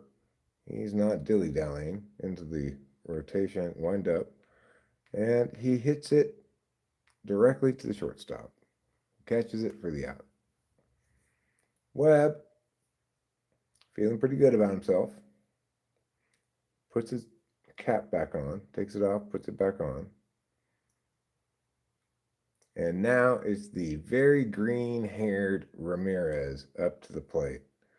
His hair is as green, it's the exact same color as the grass. I S.U. not. He takes ball one, low and inside. Webb gets the ball back from the catcher. Once again, he's not wasting any time. Right back on the rubber, takes a deep breath, nods at the catcher, into the windup, delivers the pitch. And Bo Bichette Jr. takes a strike. Well, I guess he failed to check his swing. Now, Logan Webb, already into the windup again, delivers the pitch, swung on and missed. 1-2 is the count. Webb is working awfully fast. Bo Bichette Jr., 0 for 1 on the night. I did not know he was Brazilian. If you didn't know he was Brazilian, that makes two of us.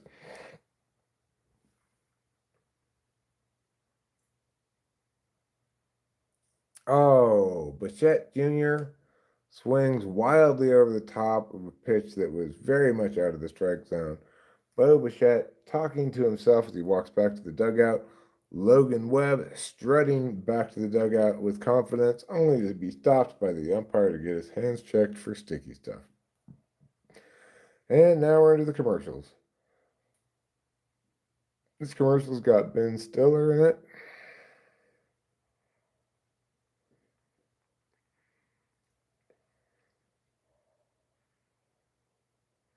It's kind of a funny commercial, actually.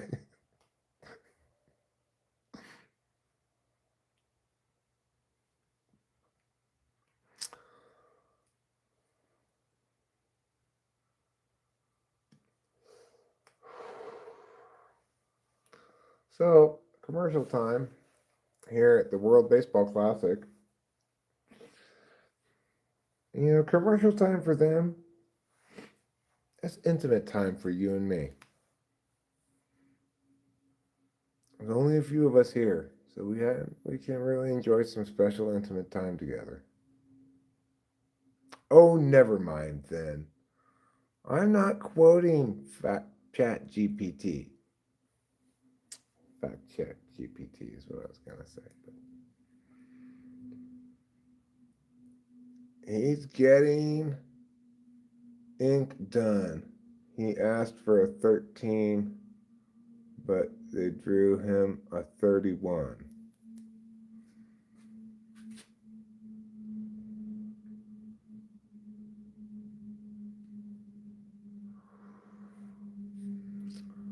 Well, they could add a 1 in front of it and make it 131. That's kind of like 13.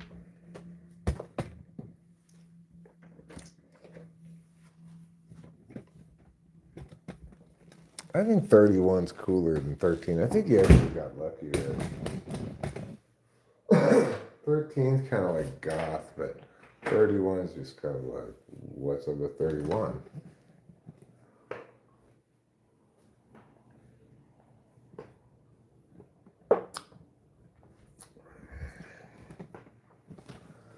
Do you know what I'm saying?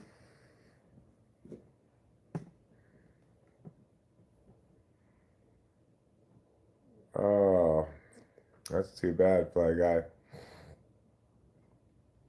I wouldn't know the difference either.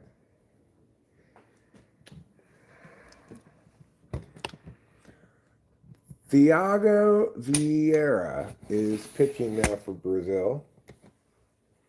He spent 5 seasons in the major leagues, at least so far. Thiago Vieira, 0 out, top of the 5th inning. He's taking the mound for Brazil. He's trying to keep it a 2-run game. He gets the first pitch in for a ball. Kyle Schwarber at the plate, 2 for 2 on the day. Playing for Team USA at the moment. Normally, I believe he played for the Phillies, but I'm not sure if he's still playing for them this year. So, he's taking a strike now in addition to the ball.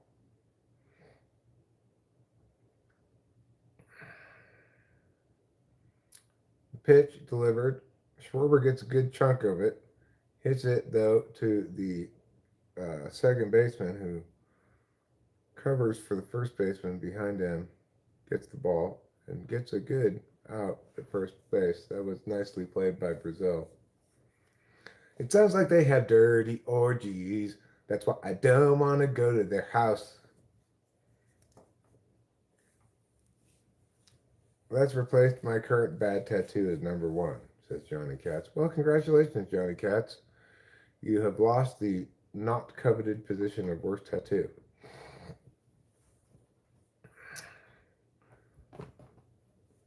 Vieira throws the first ball in, misses the strike zone. 1-0 is the count. He is also working fast, just like Logan Webb. Delivers the pitch here, and it's going to be 1-1 as that breaking ball drops in for a strike.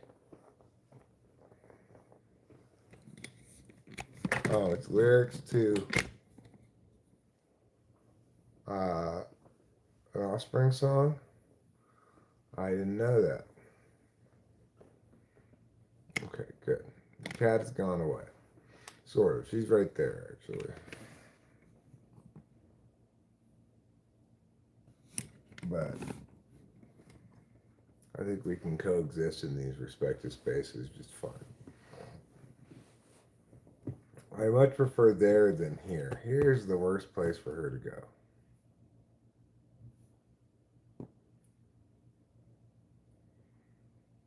Well, I'm not sure just how fly it is for a white guy, Johnny Katz, but I will tell you this much.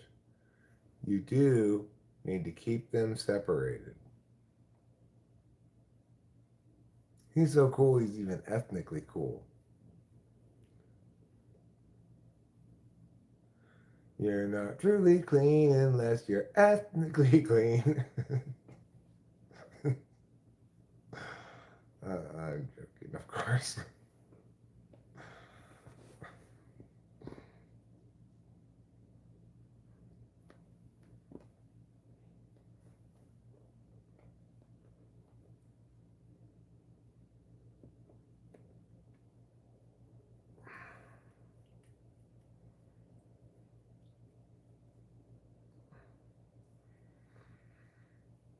I was thinking about good jingles that I do periodically. No, that's the song for Zest soap. You're not fully clean unless you're zestfully clean. Yeah, it's a good jingle. Another good jingle. Hamburger helper helps your hamburger helps you make a great meal. That's not the kind of views I want, Vincent's mom. Not the kind of views I want.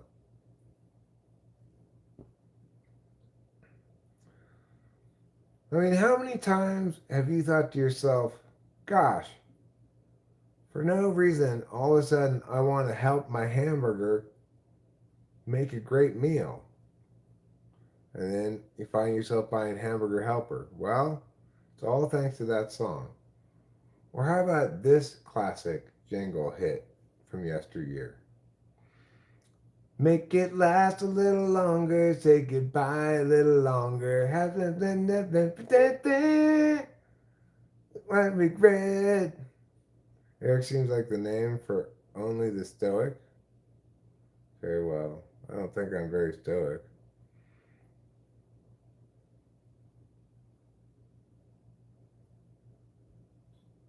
Yeah. Yeah, Fly Guy Steve is a witness. Obviously, if you're gonna sing that jingle, you should also sing um, pull it out, stick it in. The taste is gonna move you when you pop it in your mouth. Juicy fruit, it's gonna move ya. It tastes so soft, it gets right through ya. A juicy fruit, the taste is gonna move ya. That's another winning jingle.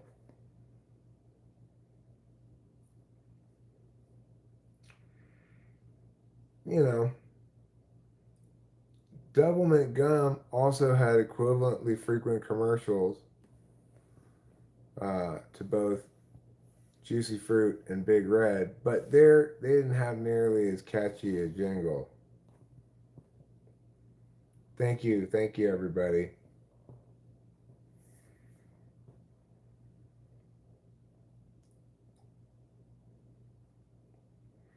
Now there are some commercial jingles that I remember well from Los Angeles that probably are specific to Los Angeles, like the song for the Toyota of Orange. If you're from Los Angeles, you know this song, the Toyota of Orange song, which goes, "Oh no, you won't get a lemon from Toyota of Orange. No, you won't get a lemon from Toyota of Orange." And then there's the Pete Ellis Dodge song, which goes like this. Pete Ellis Dodge, Long Beach Freeway, Firestone exit, Southgate. I hope you guys, if you're from Los Angeles, you should probably know that song.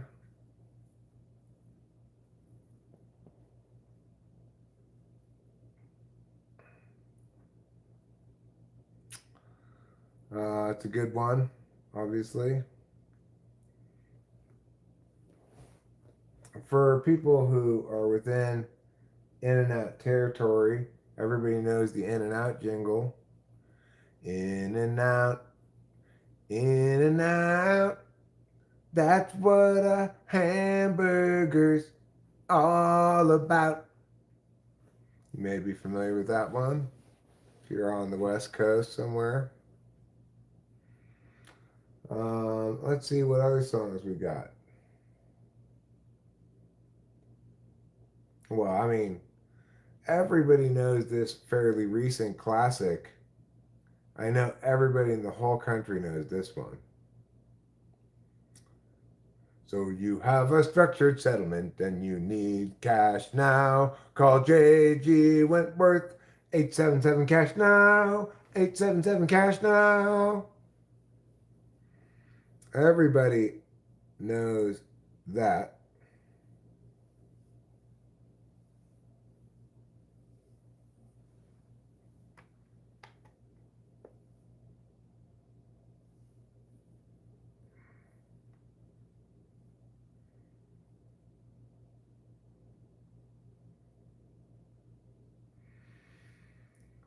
Well, maybe those hearts weren't meant to be intertwined.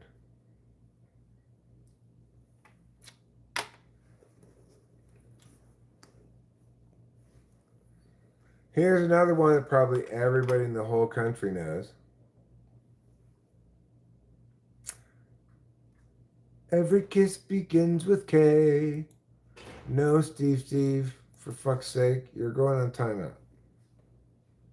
Keys on Van Nuys.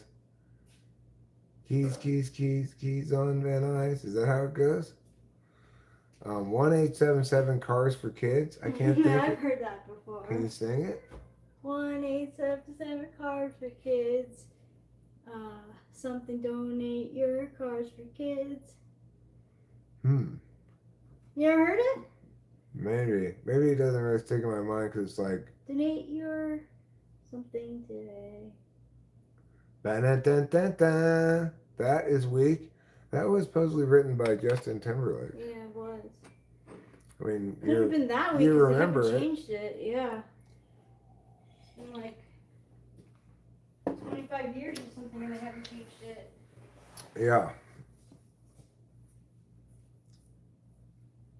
You hate it?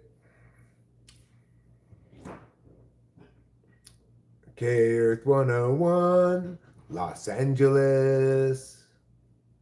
Of course, Acacia. Of course I know that. Everybody knows that.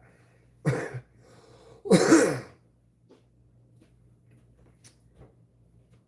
want to have an Oscar Mayer wiener. I think the other one that goes, my baloney has a first name, it's Oscar. My baloney has a second name, it's Meyer. Meow meow meow meow meow meow meow meow meow meow meow meow meow meow meow.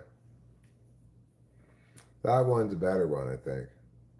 Domino's has a new jingle.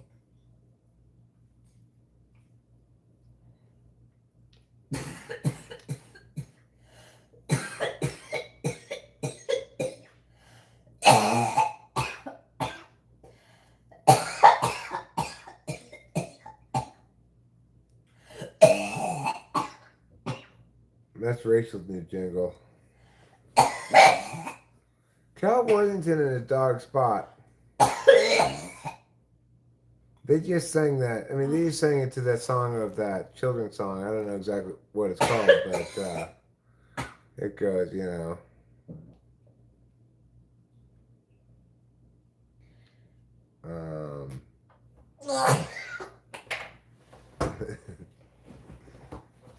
Oh, she's gonna go puke.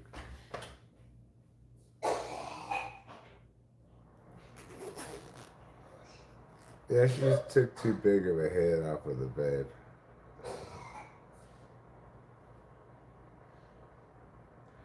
Anyway, the Cal Worthington one. Oh, you want a car, truck, pussy cow? If you want a car, truck, pussy cow. I always thought it said pussy cow when I was a kid, but it says go see Cal.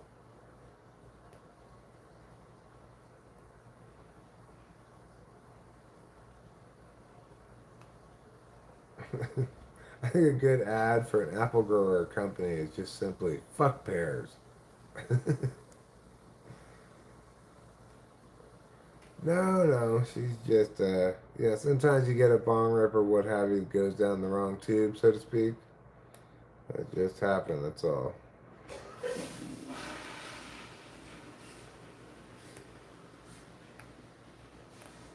Something going down the hole? I don't know. Pears are like bougie apples.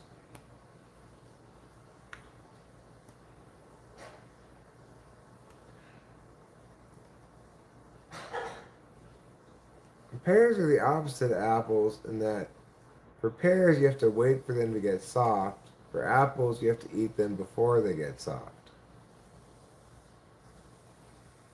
It's called wisdom.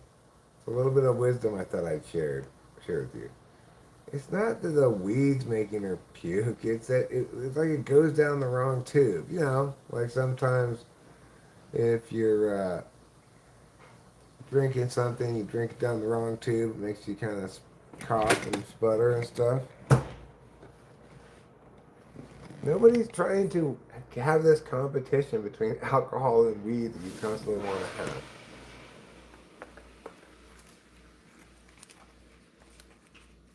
Oh, well, Mr. Buxton for the USA, the bases were loaded, but then he was struck by the pitch. And accordingly, he's going to take his base, which is first. The man who was previously standing on third base will make his way home. And the lead has stretched to 4-1 in favor of the U.S. Now, Braxton here, he looks like he is in some considerable amount of pain. Perhaps. Plucky Duck used to say something going down the hole. Ducky, go down the hole. Who said that? Plucky Duck from Tiny Toons. There you go. There's your answer. Plucky Duck.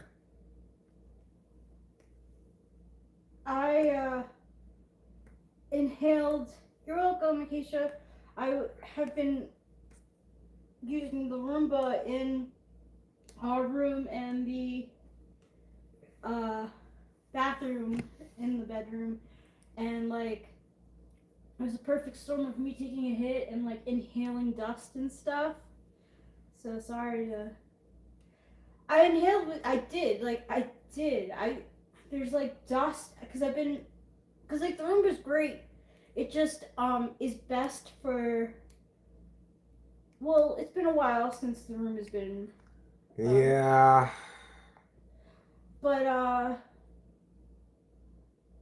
yeah, I'm okay. Yeah, I just inhaled dust. Yeah. Terang at the plate. Barbosa on the mound. Terang takes a swing. The ball hits the ground. After bouncing on the Oh wall, wow. it rolls far away.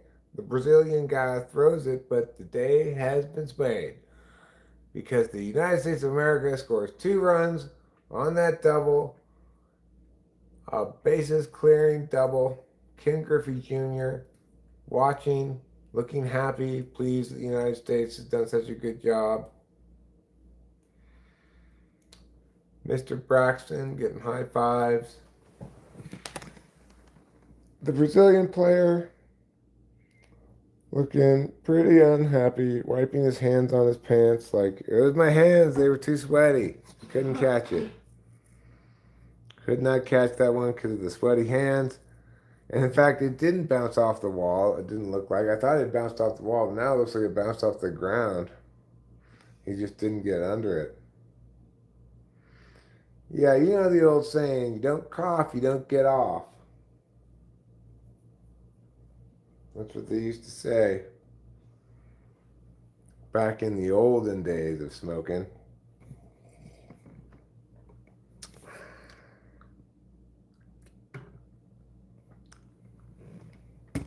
We can truncate Brazilian to bra, as it is right here on the screen. It says USA 7, bra 1.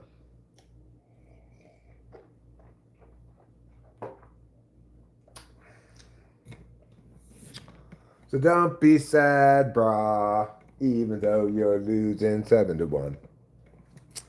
And the reason they shouldn't be sad is because they haven't gotten mercy ruled yet. That's pretty good.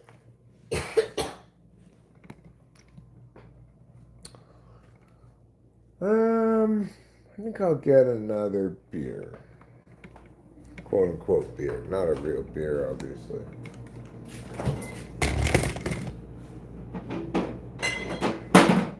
Instead, one of these.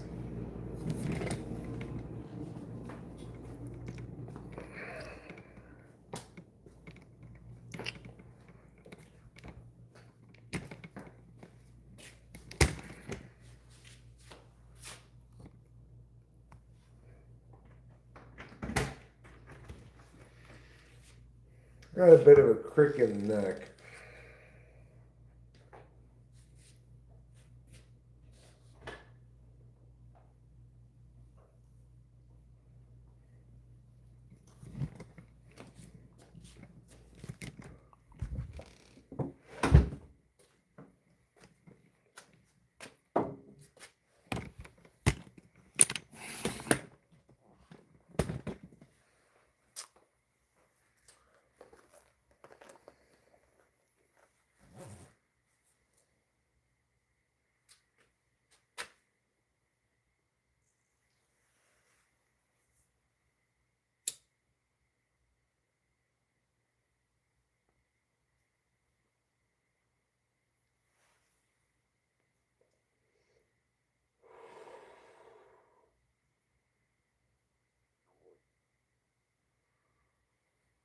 Vegan beer. Well, according to Rachel, Guinness is not a vegan beer because it has, of all things, fish in it. What?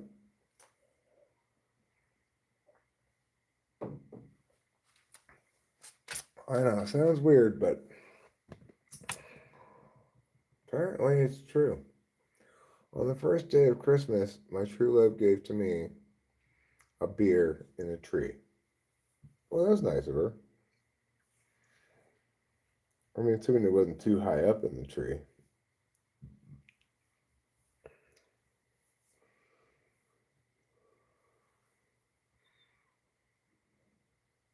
Because I know you and your ways, Steve, and I don't want to play those games.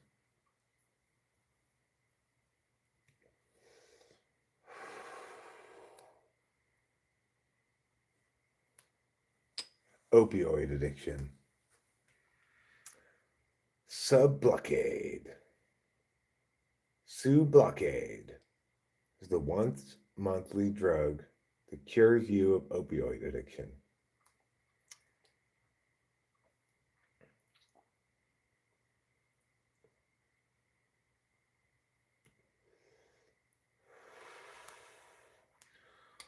Well, Steve, because you act the way you do in general and have on many occasions in the past, I wouldn't invite you to visit.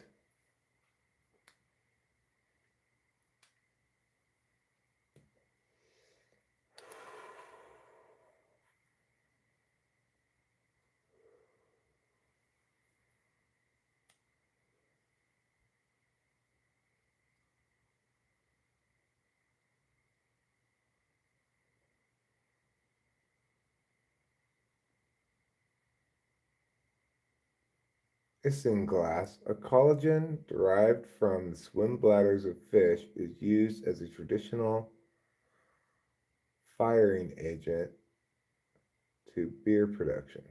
Huh. There you go.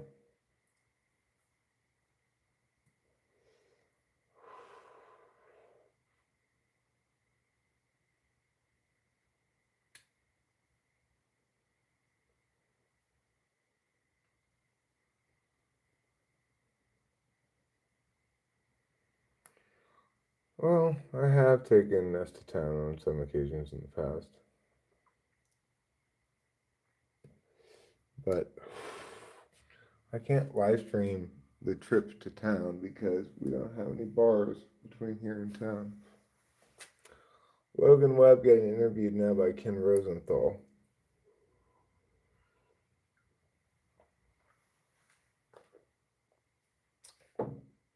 I haven't applied for one yet, Steve. Why are you asking provocative questions?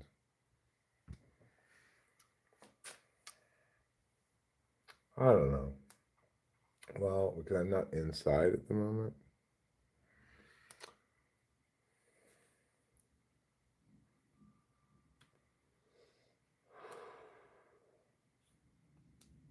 No, I never said I had anything lined up. I said I had something I was going to apply for. I haven't applied for it yet.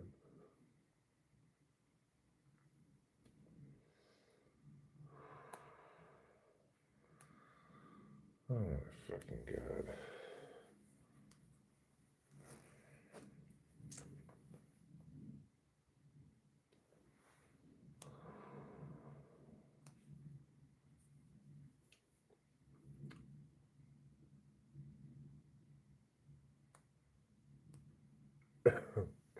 Where's that horse guy?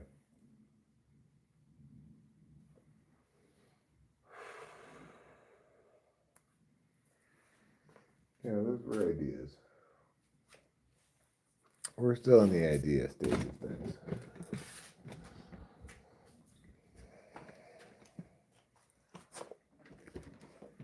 But thanks, Steve. How are things going with you? Making your nightly rounds, pissing people off? With your judgy ways?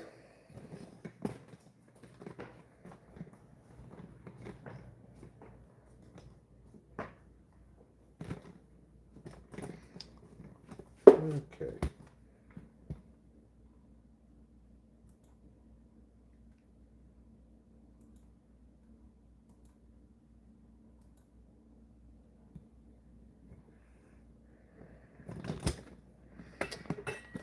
Well, I suspect Horsemonger is having a hard day. I wasn't having a great day because I wasn't really wanting to deal with that right then. But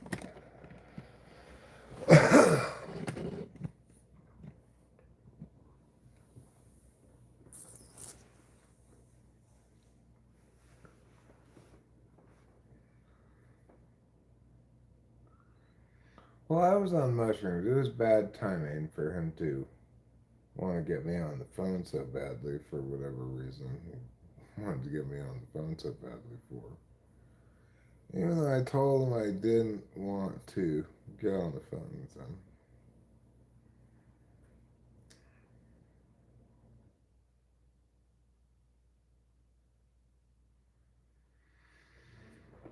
So, that was maybe not my most fun mushroom trip, but it was rather an eventful mushroom trip.